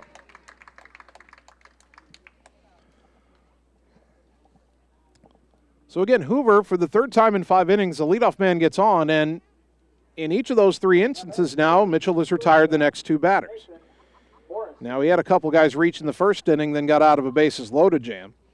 He set down the next 3 in the 3rd inning, and he'll try to retire Nathan Morrissey here. Morrissey has popped to second and fly to center, 0 for 2. Runner at first and 2 down now, and the pitch. Swing and a miss, runner goes, throw down to second, the catch, the tag, and out at second base is Barron, and the side is retired as Trevor Summers catches him stealing. Score it 2-4. No runs, no hits, and after the caught stealing, nobody left. We go to the 6th inning, Bulldogs 2, Huskies nothing on the Ottumwa Radio Sports Network. It's time to choose the credit union with a new perspective. At Meridian Credit Union, we don't just see member profiles. We see people. People with goals. People who want to save more. People that we can help. That's why we offer financial services convenient to you. Great loan rates, online banking with bill pay, mobile banking, and credit cards. Join the many satisfied Meridian members today. See how our perspective can help you. Meridian Credit Union, where it feels like home. You're watching the Ottumwa Bulldogs on the Ottumwa Radio Sports Network.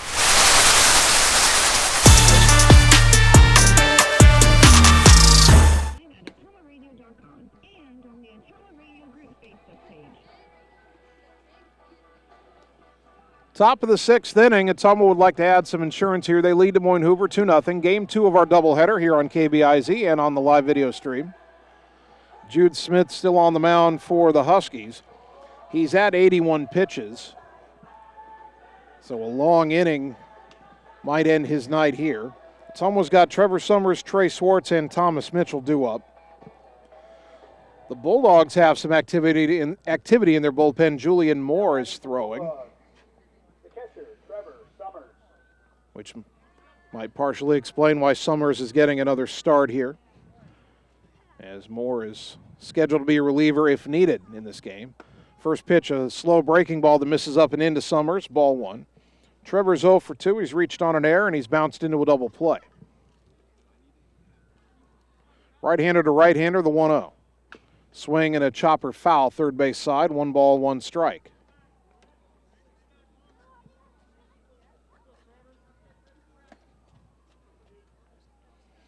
Ottumwa got a run in the first and a run in the third. That's it in this game to this point.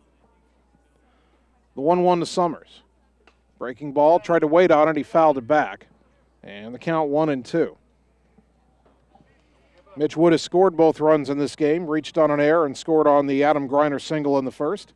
Then Wood hit a solo home run leading off the 3rd inning. Now the 1-2 to Summers. Breaking ball up and away, 2-2.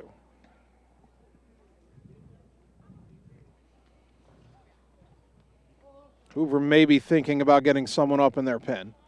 The 2-2 pitch, swing and a foul at the plate that the catcher Rogers could not hang on to, and Summers stays alive, 2-2. Couple of players walking down to that Hoover bullpen. Another 2-2 pitch, popped it up, left side foul, that'll get out of play. We've reached kind of that twilight or dusk time, and pop up above the lights could be kind of hard to see, especially against this overcast sky. Clouds rolled in between games 1 and 2. Another 2-2 pitch on the way. Breaking ball, poked foul out of play. Good job by Summers to spoil a tough pitch from Smith. Still 2-2 to the Bulldog catcher with Trey Swartz on deck. The wind by Smith, and again the 2-2 pitch. Swing and a chopper foul third base side. Summers spoils another one. That's 4 foul balls with 2 strikes. Good battle by the young man here. 2-2. Summers about to see the 9th pitch of this at-bat. And once you start extending an at-bat, every pitch, the odds tilt a little more in your favor statistically. Smith has the sign he wants. Another 2-2 pitch. Ground ball sharply to third, but that's again right at Fisher. Sets his feet, throws to first in timeout number 1.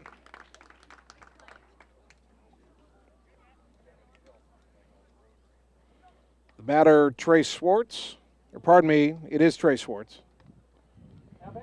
who has struck out and grounded to third.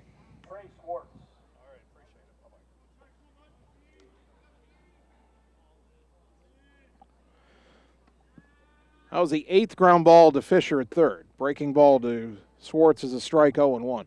Fisher's fielded 7 of the 8 cleanly. The first one he booted for an error, which was Mitch Wood in the first inning, who eventually scored. But Fisher's been very busy at third base. The 0-1 in the dirt, 1 ball, 1 strike.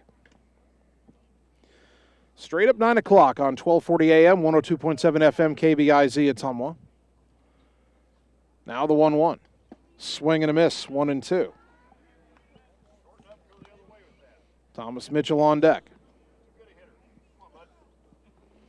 1-2 to Swartz. Smith rocks and fires. And a liner in the left field base hit.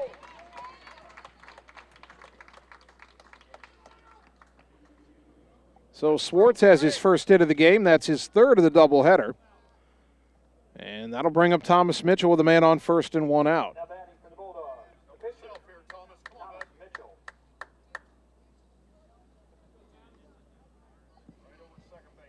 Mitchell is grounded to third and popped to first, 0 for 2. First pitch, downstairs, ball 1.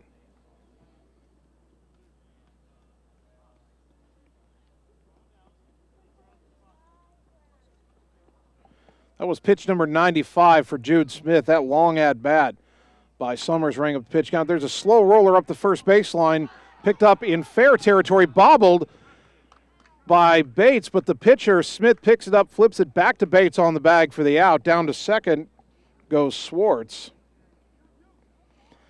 So you're going to score that 3-1-3 on the ground out. I don't think I've ever seen that one before. There's 2 down for Tanner Shark, who has struck out and has walked.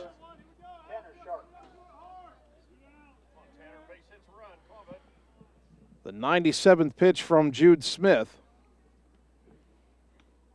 is outside for ball 1.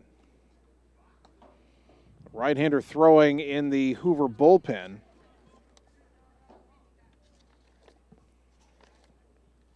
Sophomore Derek Hull. That pitch inside to Shark, 2-0.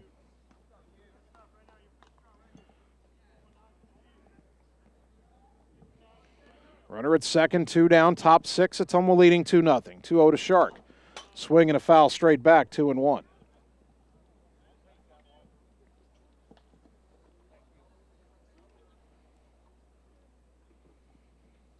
Sharks still ahead in the count, 2 balls and a strike.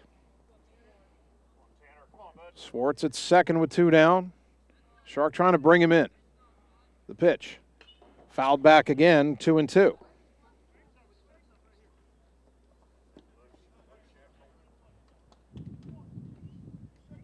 That's now 100 pitches for Jude Smith. Catcher sets up inside. The 2-2 pitch. Breaking ball fouled off to the left. Good job by Shark to spoil a tough curveball. Still 2-2. 101 pitches now for Smith. If he doesn't get Shark, McKinnon, he'd probably stay in to face McKinnon, but that'd probably be his final batter. The 2-2. Pop foul back out of play again. Ottumwa keeps fouling off pitches. First it was the long at-bat for Summers before he grounded out. Now a long at-bat for Shark.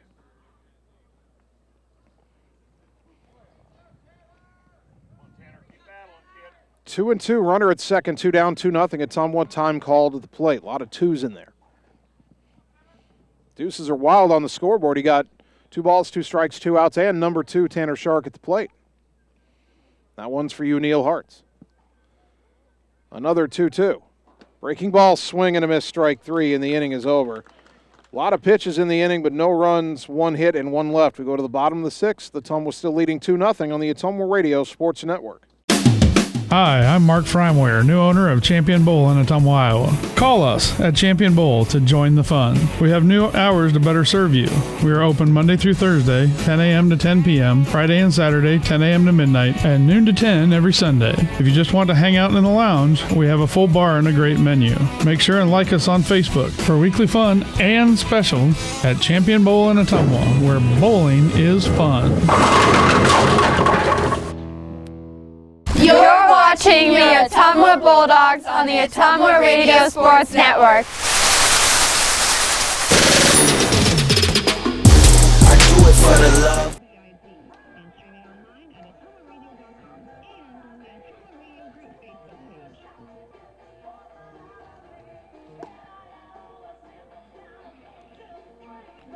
Bottom of the 6th inning.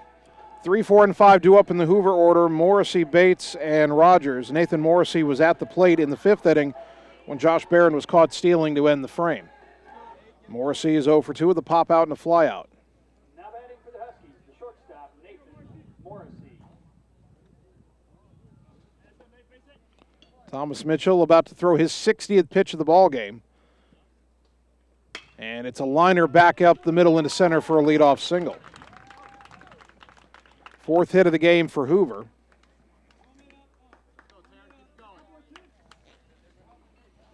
And the batter, Taryn Bates, 1 for 2 with a single. Hoover, 4th time in 6 innings they've had the leadoff man on. Each of the previous 3 times, Mitchell has retired the next 2 players in order. He ended up getting out of a bases-loaded jam in the 1st and didn't really get into jams in the 3rd and 5th. That pitch off the plate outside, 1-0.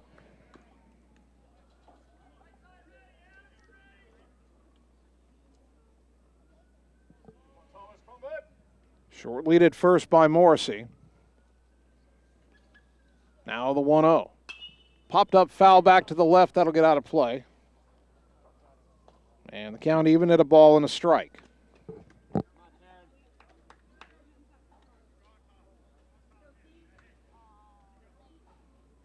This feels like the critical inning. Heart of the order here. Nathan Morrissey, the number 3 hitter with a single. You got the cleanup hitter Bates at the plate. Number 5 hitter Rogers on deck. Then Jude Smith, the pitcher. The 1-1. Pop foul back and out of play again, 1-2.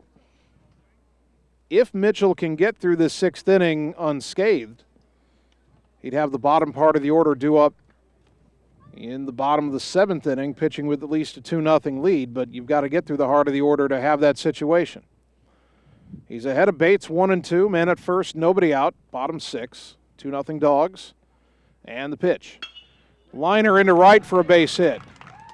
Morrissey will hustle to second and hold on there. 2 on and nobody out for the Huskies. First time they've had 2 men on base. Ethan Rogers, the batter. He has reached on an error and struck out.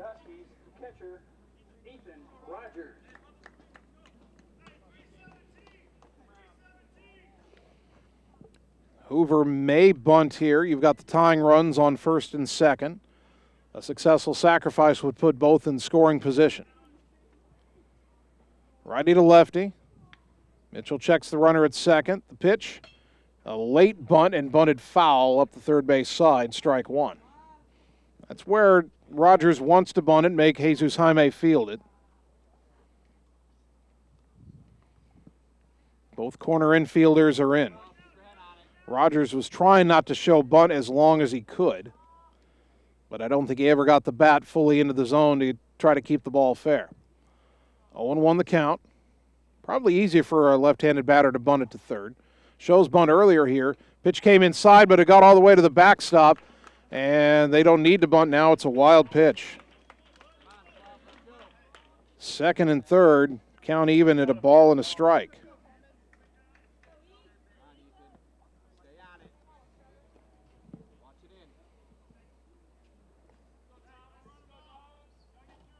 Corner infielders are not as far in now. Middle infielders have come in.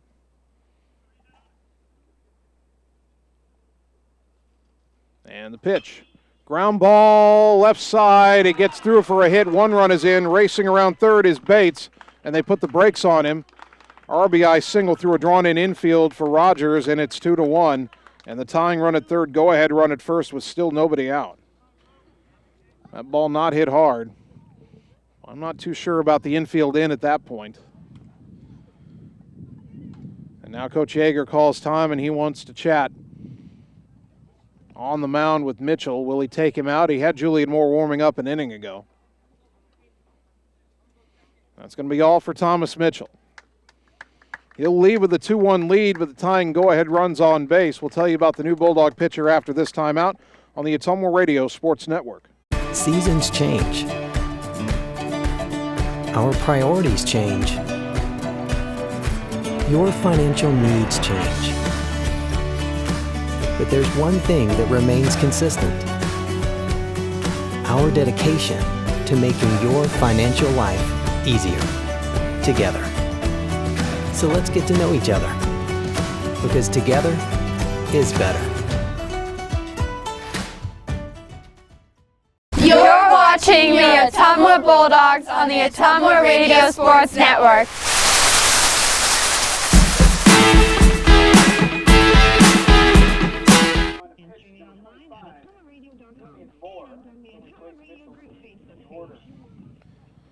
The new Ottumwa pitcher is senior right-hander Julian Moore, making his fourth appearance. No record, 1 save, and a 2.62 ERA.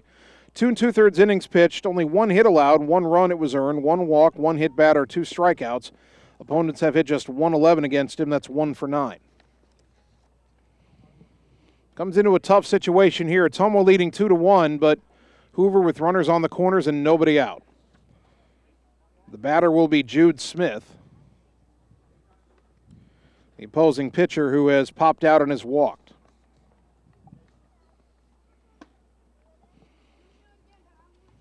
I'm thinking Julian Moore might have come in at this point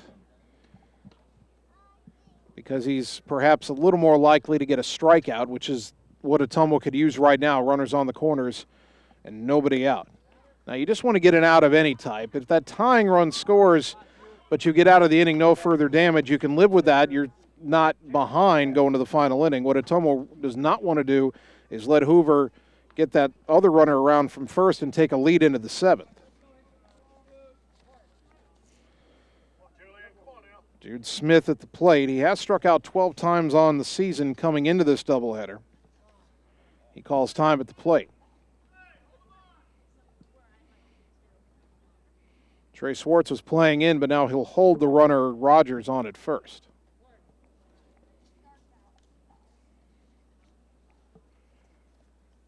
First pitch. In the dirt, it got behind Summers. Down to second goes the go-ahead run Rogers on, it's either a wild pitch or a pass ball. It's close. I'm not sure which way they'll call it. But now the go-ahead run is at second. And Ottumwa's going to bring the infield in again. The 1-0. Low and away, 2-0. Ottumwa's got to bear down right here. Moore's got to bear down right here. 2 balls, no strikes. The pitch. Swing and a miss, 2-1.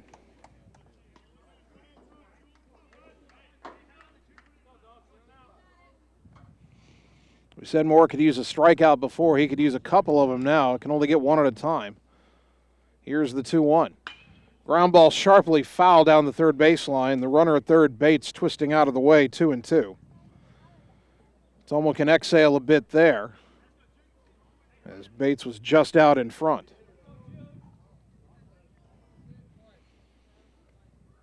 Moore from the windup with runners at second and third. Big lead at second for Rogers with the infield in. The pitch.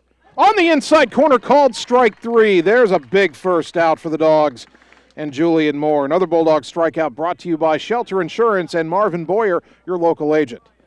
Isaiah Shackelford, the batter, 1 for 2. He's been called out on strikes and he's singled. Infield remaining in for Ottumwa.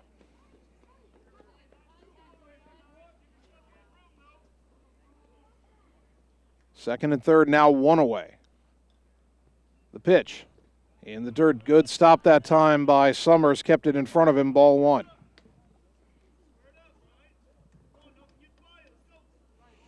Coach Yeager reminding Summers he can't afford to let anything get by right here. The tying run at third, the go-ahead run at second. Only one out. Infield still in for Ottumwa, leading 2-1. Trying to hang on here. The 1-0. Strike at the knees, 1-1.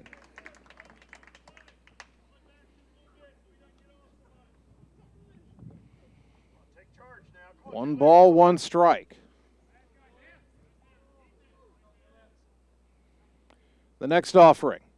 On the outside corner, strike two. Boy, if Moore could get strike three here or get the second out, you could back the infield up.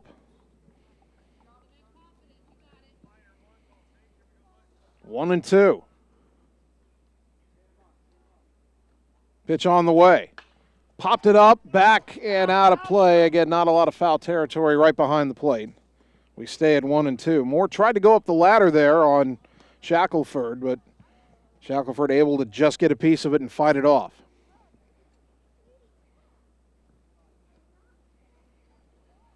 Still 1 ball, 2 strikes. Shackelford, an open stance in that right-handed batter's box. The pitch. On the inside corner again, called strike three. Back-to-back strikeouts looking for more. And another strikeout brought to you by Shelter Insurance and Marvin Boyer, your local agent. 2 down, infield backs up to normal depth, and here's Ian King, who was grounded to short and fouled out to first. Second and third, now 2 away. The pitch. Upstairs, ball 1. Summers tried to frame it, but couldn't get that call. 1-0 to the Hoover right fielder. Pitch on the way. Fly ball, left center, should be playable. It'll be Tanner Shark, the left fielder, to make the catch, and what a job by Julian Moore. Second and third, nobody out. 2 strikeouts and a flyout, and he keeps Hoover not only from taking the lead, but from even tying the game. The Huskies get 1 run on 3 hits, but they leave 2 in scoring position. We go to the 7th. Dogs still hanging on. They lead 2-1 on the Ottumwa Radio Sports Network. Summer is the time to make every moment count. So pack more toys with bigger hauling and towing capacity. Go social outdoor style, connect with your friends, and turn up your soundtrack to make your rides even more epic. Because conquering summer is about capturing every second of adventure. Polaris. Think outside. Stop into Slayton Polaris, located 8 miles south and west of Pulaski. You're watching the Ottumwa Bulldogs on the Ottumwa Radio Sports Network. I did not come to play, I came to dominate. Dominate.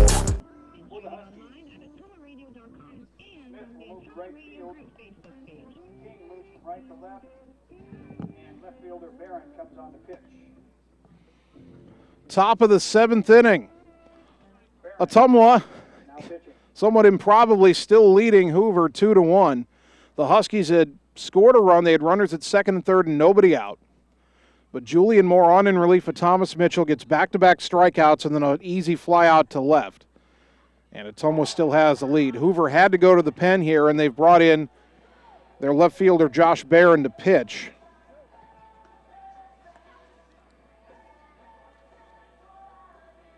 Barron making just his second relief appearance. He's thrown an inning and a third. He's got an ERA of 15.75. He's allowed 2 hits, 3 runs, all earned, 1 walk, 1 hit batter, no strikeouts. Opponents hitting .333 against him. So 3 runs allowed in an inning and a third in his only other outing. Leading off the top of the 7th for the Bulldogs. Center fielder. 9-1-2 due up for OHS. Colton McKinnon, Blaze Rominger, Mitch Wood. McKinnon takes ball 1. He's 1 for 2 with a single and a ground out. Not sure who went out to left field to replace Barron out there. That pitch a strike at the knees, and we're even at 1-1.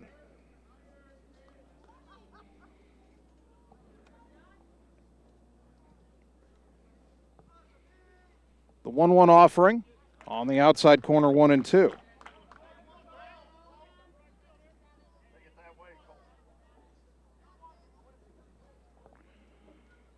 Barron has his sign. McKinnon ready. The 1-2 pitch.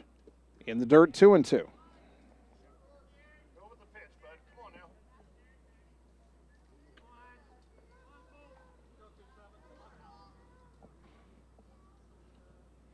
We'll get you the line on the Hoover starter, Jude Smith, in a moment. The 2-2 pitch. Upstairs, 3-2. Jude Smith, 6 innings pitched, 2 runs, 1 of them earned on 6 hits, 2 walks, 4 strikeouts, 103 pitches. Now the 3-2 to McKinnon. Low and away, ball 4. Another Bulldog walk brought to you by Shelter Insurance and Marvin Boyer, your local agent. Someone could use some insurance, leading 2-1. Here's Blaze Rominger, who's 0 for 2 with a walk. The line on Thomas Mitchell, 5 innings pitched plus 3 batters in the 6th. 1 run, 6 hits, 1 walk, 3 strikeouts, 67 pitches. He is in line for the win, thanks to the great efforts of Julian Moore in the bottom of the 6th. Rominger shows bunt, pulled the bat back. Pitch was low and away, ball 1.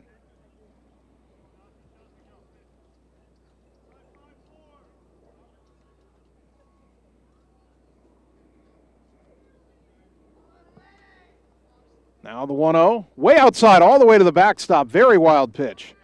Racing to second is McKinnon, and he'll hold on there. And now probably don't need a bunt ahead in the count, 2-0.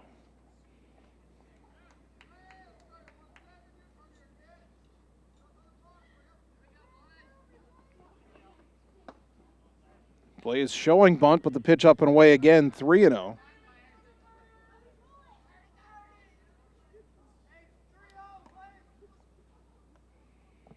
The 3-0 pitch.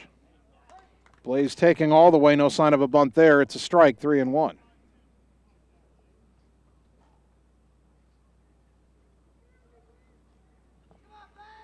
Blaze shows bunt again, and the pitch misses outside, ball 4. Back-to-back walks to start the 7th for OHS. Another Bulldog walk brought to you by Shelter Insurance and Marvin Boyer, your local agent.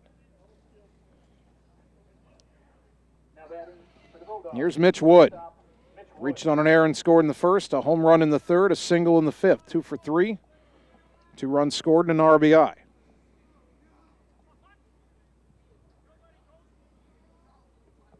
First pitch, outside, ball 1.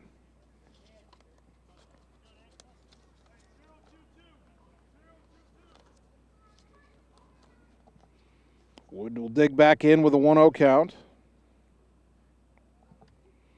Shows bunt, and the pitch is outside for ball 2.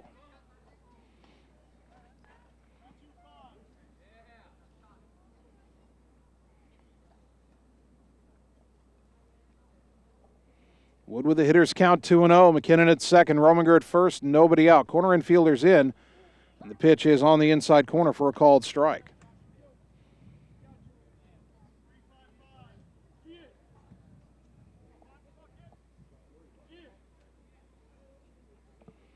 Two and 1 to Wood. Chance for Ottumwa to get some insurance here. The pitch, way outside, 3-1. Well, now Barron either has to come over the plate to Mitch Wood here, or if he walks him, he'll load the bases for Jesus Jaime. Pick your poison. The 3-1. Way outside, ball 4. 3 straight walks, loading the bases for Jesus Jaime.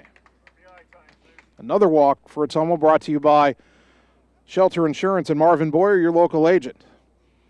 We're going to get a conference on the mound before Zeus bats. Ottumwa 2, Hoover 1. Ottumwa won game 1 3-2 in 9 innings. They trailed 2-0 until the top of the 7th when they rallied to tie the game. Ottumwa had the early 2-0 lead in this one. Hoover got a run back in the bottom of the 6th, but left runners at second and third.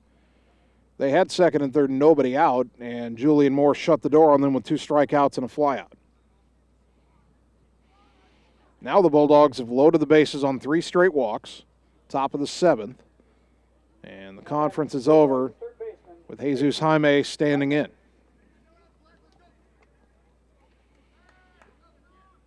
Infield is in at the corners, middle infield, even with nobody out there playing for a double play. The pitch. Ground ball to short, fielded by Morrissey. Throw to second is the only out they'll get. It's an RBI ground out for Zeus. Scoring is McKinnon, and it's 3-1. Bulldogs get the run back. Rominger at third, Wood out at second, 6-4. Zeus at first on the fielder's choice, and the batter Adam Greiner, 1 for 3 with an RBI single. Now batting the second baseman, Adam Greiner.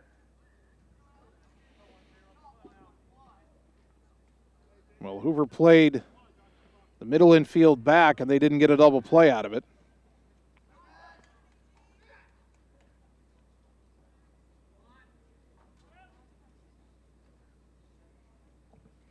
And the pitch hit in the air, foul off the screen to the right, strike one.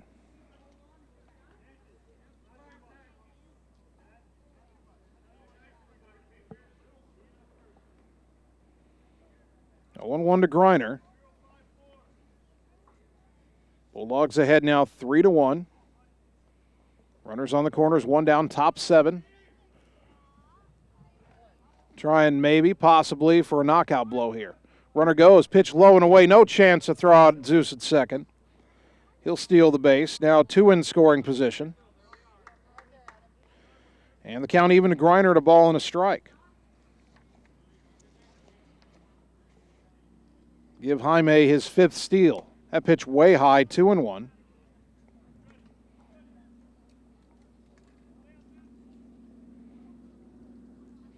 Bulldogs have a run without a hit in this inning, 3 walks and a fielder's choice grounder. Now the 2-1. Popped foul off to the right out of play, 2-2. Trevor Summers on deck.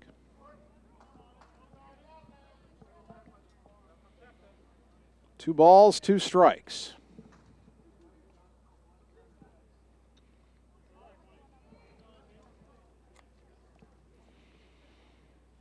The stretch and the pitch.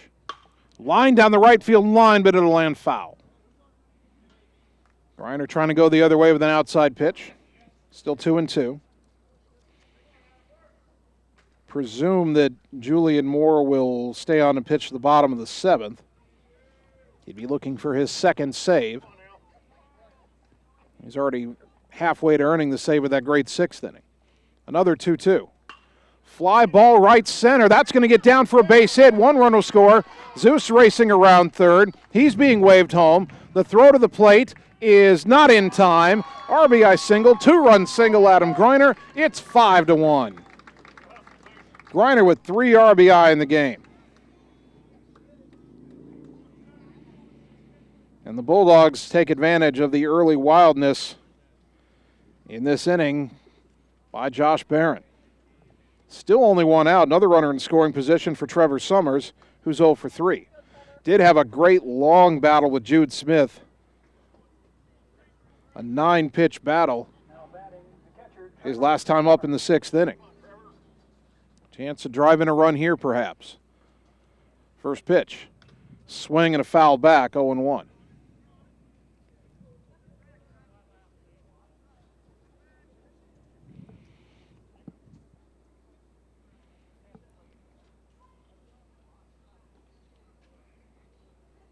That foul ball might have gotten a piece of the catcher, Rogers, and our home plate umpire walked the baseball back to Barron on the mound to give Rogers a chance to shake it off.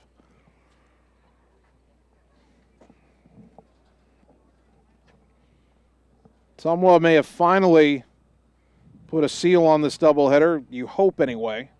3 runs here in the top of the 7th to expand the lead to 5-1. And again, it's one of those instances where one team misses an opportunity and then the other team really makes them pay. Now the 0-1. Low and away, 1 ball, 1 strike.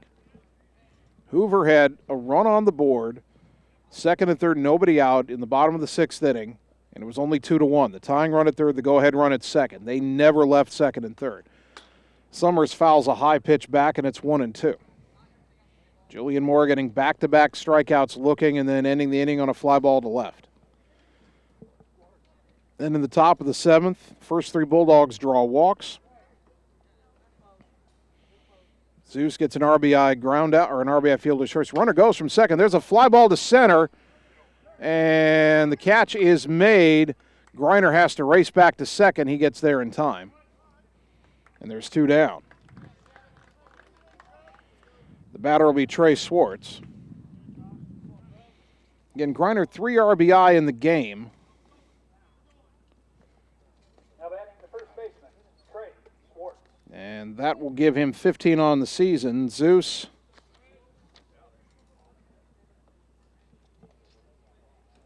with an RBI in this inning, his second of the doubleheader, and he has 27. It's got him one behind Wood for the lead. Schwartz took a strike. It's 0-1. Trey 1 for 3. Griner going. Pitch is up and in, and Griner had such a big jump, Barron wasn't paying any attention to him. Adam able to steal third easily.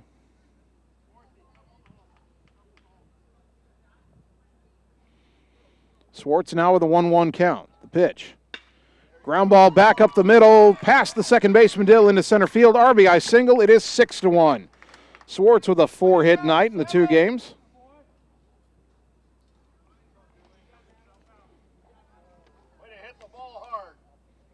And give Trey his 10th RBI. So here's Julian Moore, who came on to pitch in the 6th inning, and now will get an at-bat here in the 7th. Moore at the plate hitting .269 with 5 runs batted in. First pitch, letter high strike 0-1, although I'm not sure he's that tall.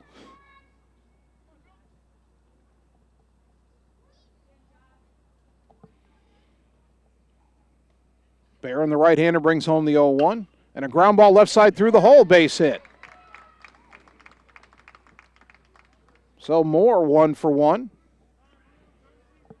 And we'll get a courtesy runner here for Moore, the pitcher. That'll be Jackson Saunders. So Schwartz at second, Saunders at first, and the 9th man to bat in the inning is the left fielder Tanner Shark, who is 0 for 2 with a walk. Courtesy runner at first base, number 13, Jackson Saunders. Now batting for the Bulldogs is left fielder Tanner Shark.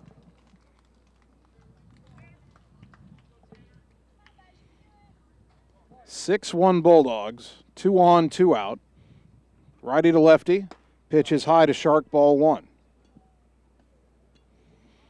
3 walks started the inning. A fielder's choice ground out by Jaime scored a run. Adam Griner a 2-run single. Summers flew to center. Griner had gone to second on the throw to the plate. That pitch downstairs, 2-0 to Shark. Griner went to third on a wild pitch, scored on the Schwartz single.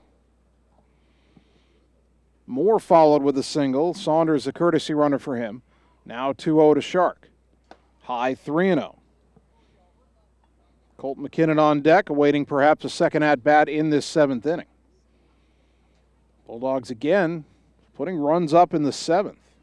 Did it twice against East. Did it in game 1 tonight. Now doing it in game 2. That pitch on the inside corner, 3-1. Shark taking all the way.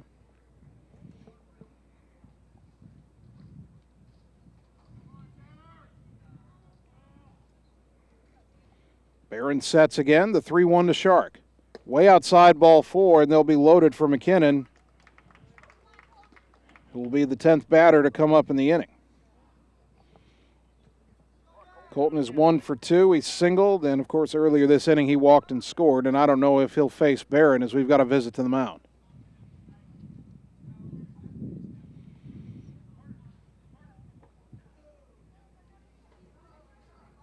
That will be all for Josh Barron. Hoover going to the pen. We'll take 30 seconds and come back, tell you about the new pitcher on the Ottumwa Radio Sports Network. It's time to choose the credit union with a new perspective. At Meridian Credit Union, we don't just see member profiles. We see people. People with goals. People who want to save more. People that we can help. That's why we offer financial services convenient to you. Great loan rates, online banking with bill pay, mobile banking, and credit cards. Join the many satisfied Meridian members today. See how our perspective can help you. Meridian Credit Union, where it feels like home. You're watching the Ottumwa Bulldogs on the Ottumwa Radio Sports Network.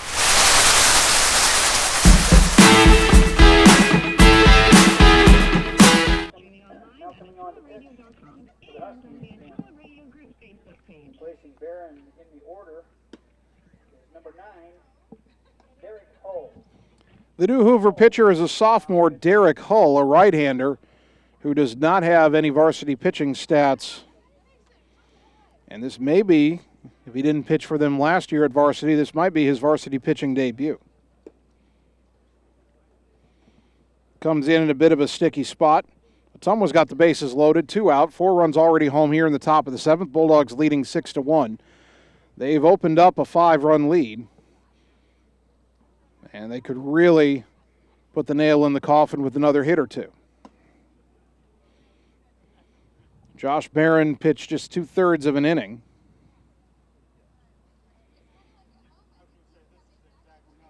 He's allowed 3 hits. He walked 4 batters.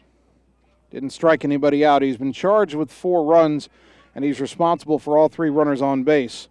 He threw 37 pitches. Colt McKinnon will stand in to face Hull, who pitches from the windup with the bases loaded. Pitch way up and in, ball 1.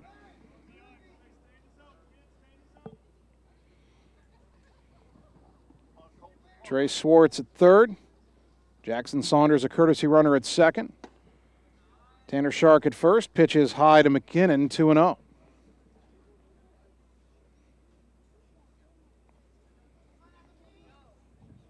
Two balls, no strikes. That pitch misses, and it's 3-0.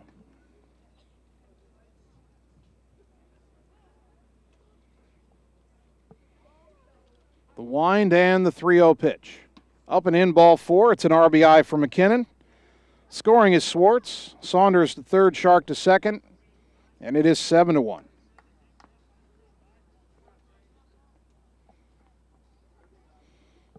Blaze Rominger, the batter. He walked and scored this inning. He's walked twice in the game, 0 for 2 otherwise. The pitch, swing and a miss. A foul tip into the mid of the catcher, Rogers, strike 1.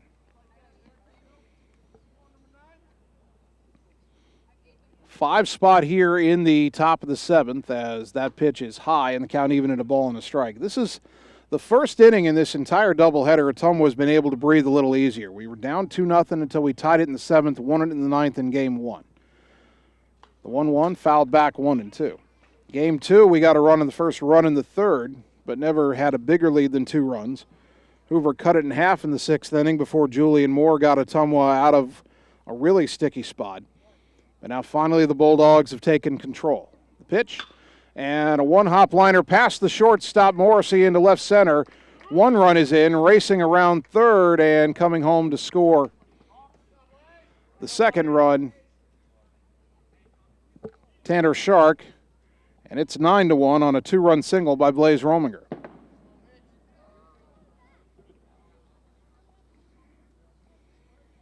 So Saunders scored easily from third, Shark home from second. McKinnon went first to third.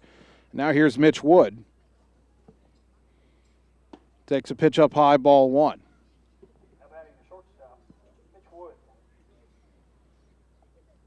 Wood 2 for 3 with a home run, a single, and a walk.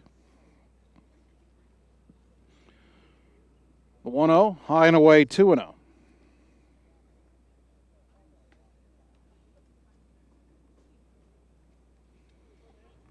Two balls, no strikes. Hitters count for Wood. The pitch, swing and a miss, 2-1.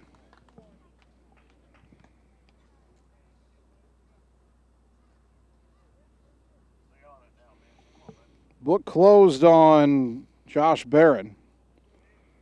7 runs in this inning, all charged to him. The 2-1. High fly ball, right field, twisting foul, long run for everybody and out of everybody's reach. And the count even at 2-2 to Mitch.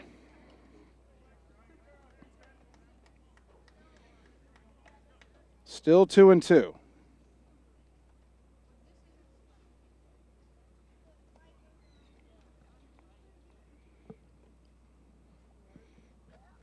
Mitch digs back in. Hole comes set, the pitch. Ground ball left side through the hole, base hit. That will score McKinnon.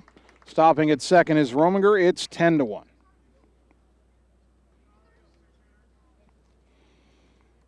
RBI number 29 for Wood. And Jesus Jaime will not take the at-bat here with the lead growing to 10-1. It'll be Lucas Barnes grabbing a bat.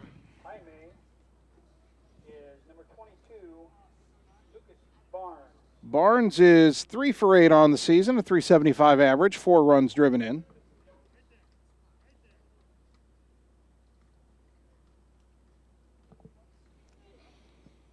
Rominger at second, Wood at first, 2 down.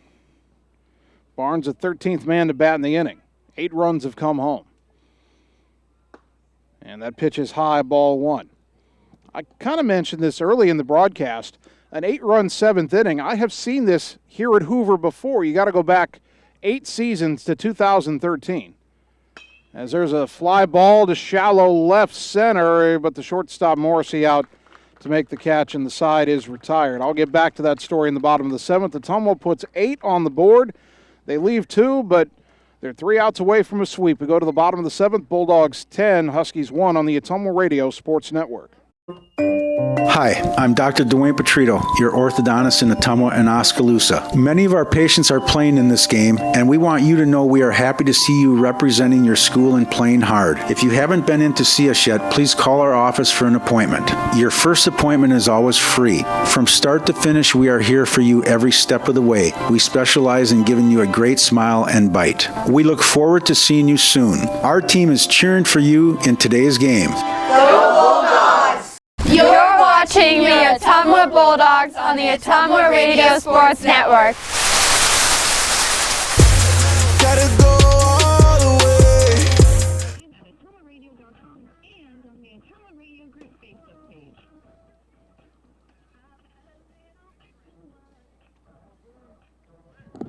Bottom of the 7th inning, Julian Moore still out there for Ottumwa. Even though it's now 10-1, Moore should get the save if he gets these final 3 outs, because when he came on in the 6th inning, it was 2-1, and he got 3 outs. Not only did he get 3 outs, he got 3 outs with runners at second and third. He kept the tying and go-ahead runs from scoring, and now Ottumwa's broken it wide open. Jesus Jaime reinserted into the lineup at third base after being pinch hit for in the top half of this inning. Now batting, the pitcher, Derek Hull. Derek Hull, the batter, after he came on to pitch for Josh Barron in the top of the 7th inning. Julian Moore's pitch, swing and a miss, strike 1. Hull is 0 for 4 at the plate, has been hit by a pitch a couple of times. The 0-1 down and away from Moore, 1 ball, 1 strike.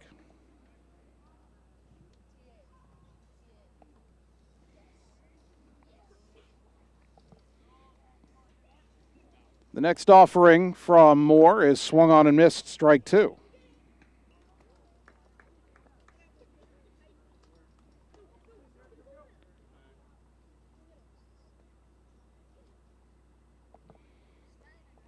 Now the wind by the senior and the 1-2 pitch, way outside, 2-2. Ottumwa had 8 runs on 5 hits in that top of the 7th inning. No errors in the frame, and they left 2 on base for your record keeping. The 2-2 pitch, swing and a miss, strike 3. Out number 1, third K for Julian Moore. Another Bulldog strikeout brought to you by Shelter Insurance and Marvin Boyer, your local agent. 1 down for Braden Dill. He's been hit by a pitch. He singled and he struck out, so 1 for 2. And actually, we're going to have a pinch hitter here for Dill.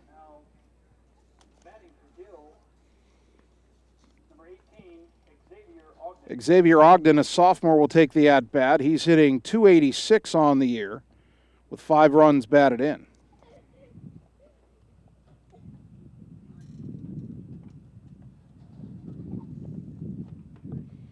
Left-handed hitter. First pitch on the way from Moore. A little bit up and in, ball 1. 1 out, nobody on, bottom 7. Ottumwa 2 outs away from wrapping up a doubleheader sweep, and the 10-1 score does not really tell you how close this game was until late. Pitch up and away, and it's 2-0 to Ogden. A 2-1 game going to the top of the 7th, and Hoover had the tying and go-ahead runs at second and third in the 6th inning with nobody out. Couldn't bring either of them home. Swing and a miss by Ogden, 2-1. Then Ottumwa took total control in the top of the 7th inning.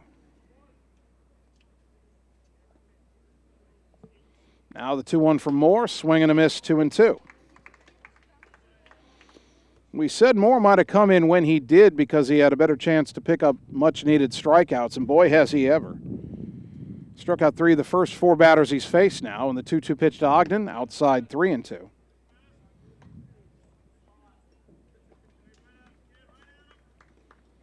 Three balls, 2 strikes.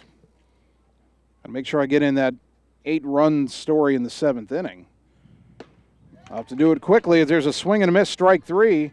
Strikeout number 4 for Moore, out number 2. Yet another Bulldog strikeout brought to you by Shelter Insurance and Marvin Boyer, your local agent. And the batter will not be Jared Fisher. It'll be Charles Walker pinch hitting for Fisher. Walker hitting .220 with 6 runs batted in.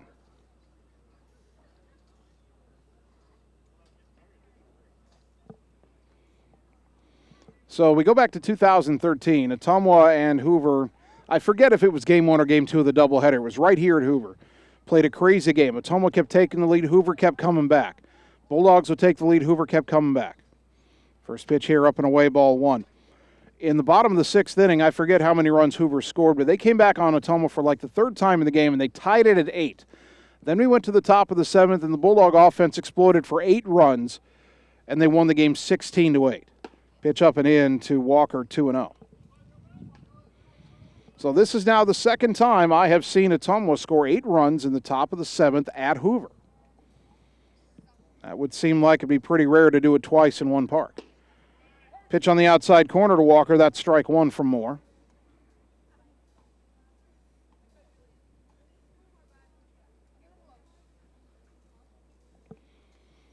Now the 2-1. High, 3-1. Nathan Morrissey is due to hit, and he is on deck.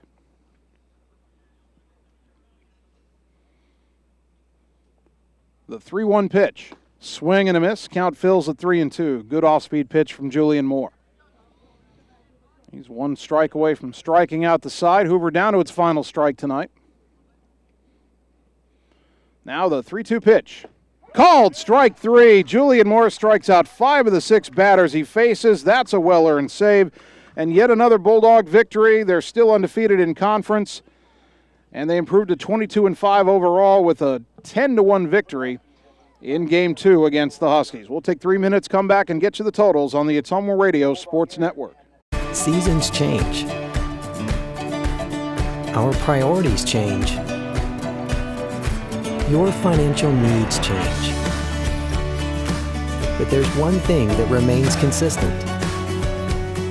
Our dedication to making your financial life easier together. So let's get to know each other, because together is better. Schroeder Graphics and Signs, LLC, across the road from RJ Performance, is your go-to headquarters for all things custom designed, including vehicle wraps, printing, signs, billboards, and state-of-the-art commercial lighted signs. They also do window designs, semis, and VIN DOTs, wall designs, any size of coolers, customized bag boards, custom trailers, tumblers, race cars, go-karts, off-road vehicles, and more. Realtors, contact them for your custom yard signs, too. Visit sgsignsllc.com and like them on Facebook. Schroeder Graphics, be a brand above. Hey everyone, this is Karina Drummond with Reflection Studio in Ottumwa. We are a full-service salon offering hair, nail, brow, lash, facial, and waxing services. We also handle weddings, proms, and other large events with multiple person makeover sessions, so contact us early to get booked for your next event. We thank all of our loyal customers for your patronage and invite all newcomers to join our salon family. And remember, looking good doesn't happen by chance, it happens by appointment with Reflection Studio in Ottumwa. Like Reflection Studio on Facebook and visit reflectionstudio.com. That's Reflections with a Z. Hello, this is Lisa Bittner, Clinic Manager with Mercy One Ottumwa Family and Internal Medicine. We specialize in pediatrics to geriatrics, internal medicine, and family practice. Basically, from babies to grandparents. We are here for you. We want to be your primary care provider. Call us at 641-683-0800 to schedule an appointment. Mercy One Ottumwa Family and Internal Medicine Clinic, 522 North Hancock Street in Ottumwa. Your best life, our one purpose. Visit mercyone.org. We all have a picture of the life we want to live, a desire to connect the work we do with a purpose. There is a way to get there, but the price of admission is money and the drive to succeed. Success takes skill, skill takes training. Training takes work. If you're ready to live, learn, train, and connect, Job Corps is ready for you. Careers begin here. It's time to choose the credit union with a new perspective. At Meridian Credit Union, we don't just see member profiles. We see people. People with goals. People who want to save more. People that we can help. That's why we offer financial services convenient to you. Great loan rates, online banking with bill pay, mobile banking, and credit cards. Join the many satisfied Meridian members today. See how our perspective can help you. Meridian Credit Union, where it feels like home. You're watching the Ottumwa Bulldogs on the Ottumwa Radio Sports Network. Wait now we up now. And when we touch.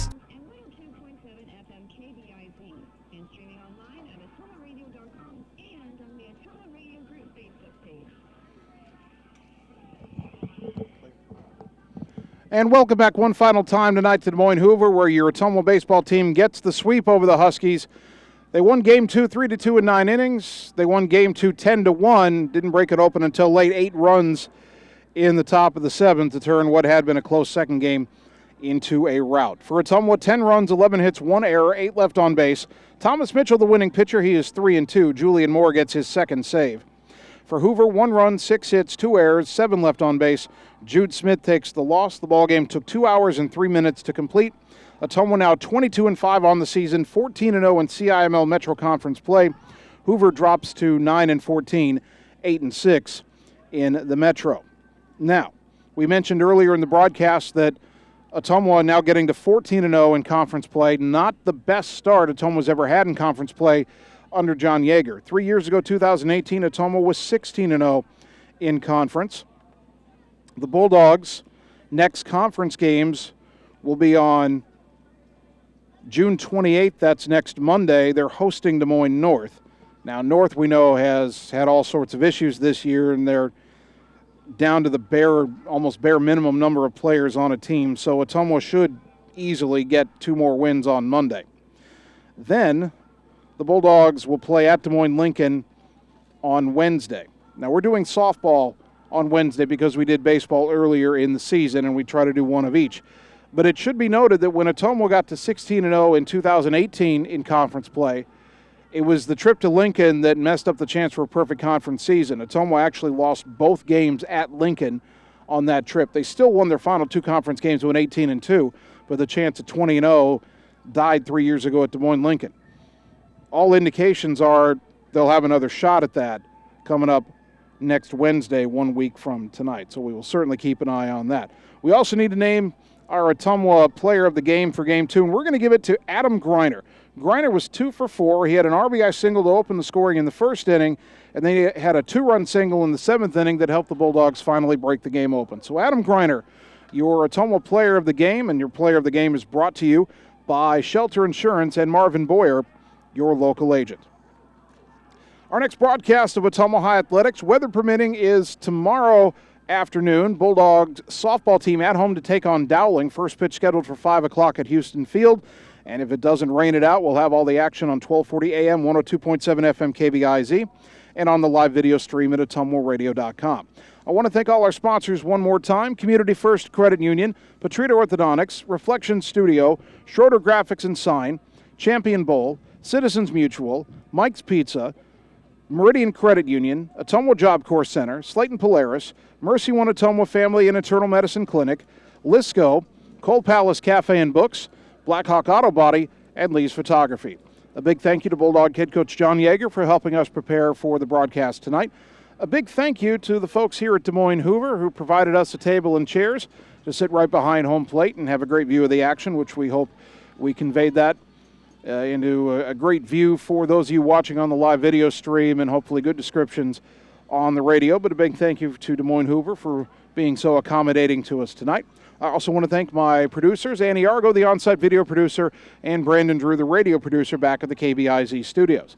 Finally, I'd like to thank you, the fans, for tuning in tonight, because without your support of these broadcasts and of Ottumwa High Athletics, none of this would be possible. So thank you for tuning in to Bulldog Baseball on 1240 AM, 102.7 FM KBIZ, and on the live video stream at ottumwaradio.com. My name's Jason Van Arkel, and if the weather allows it, I'll talk to you tomorrow night when the Bulldogs softball team plays host to Dowling. Until then, good night, everybody.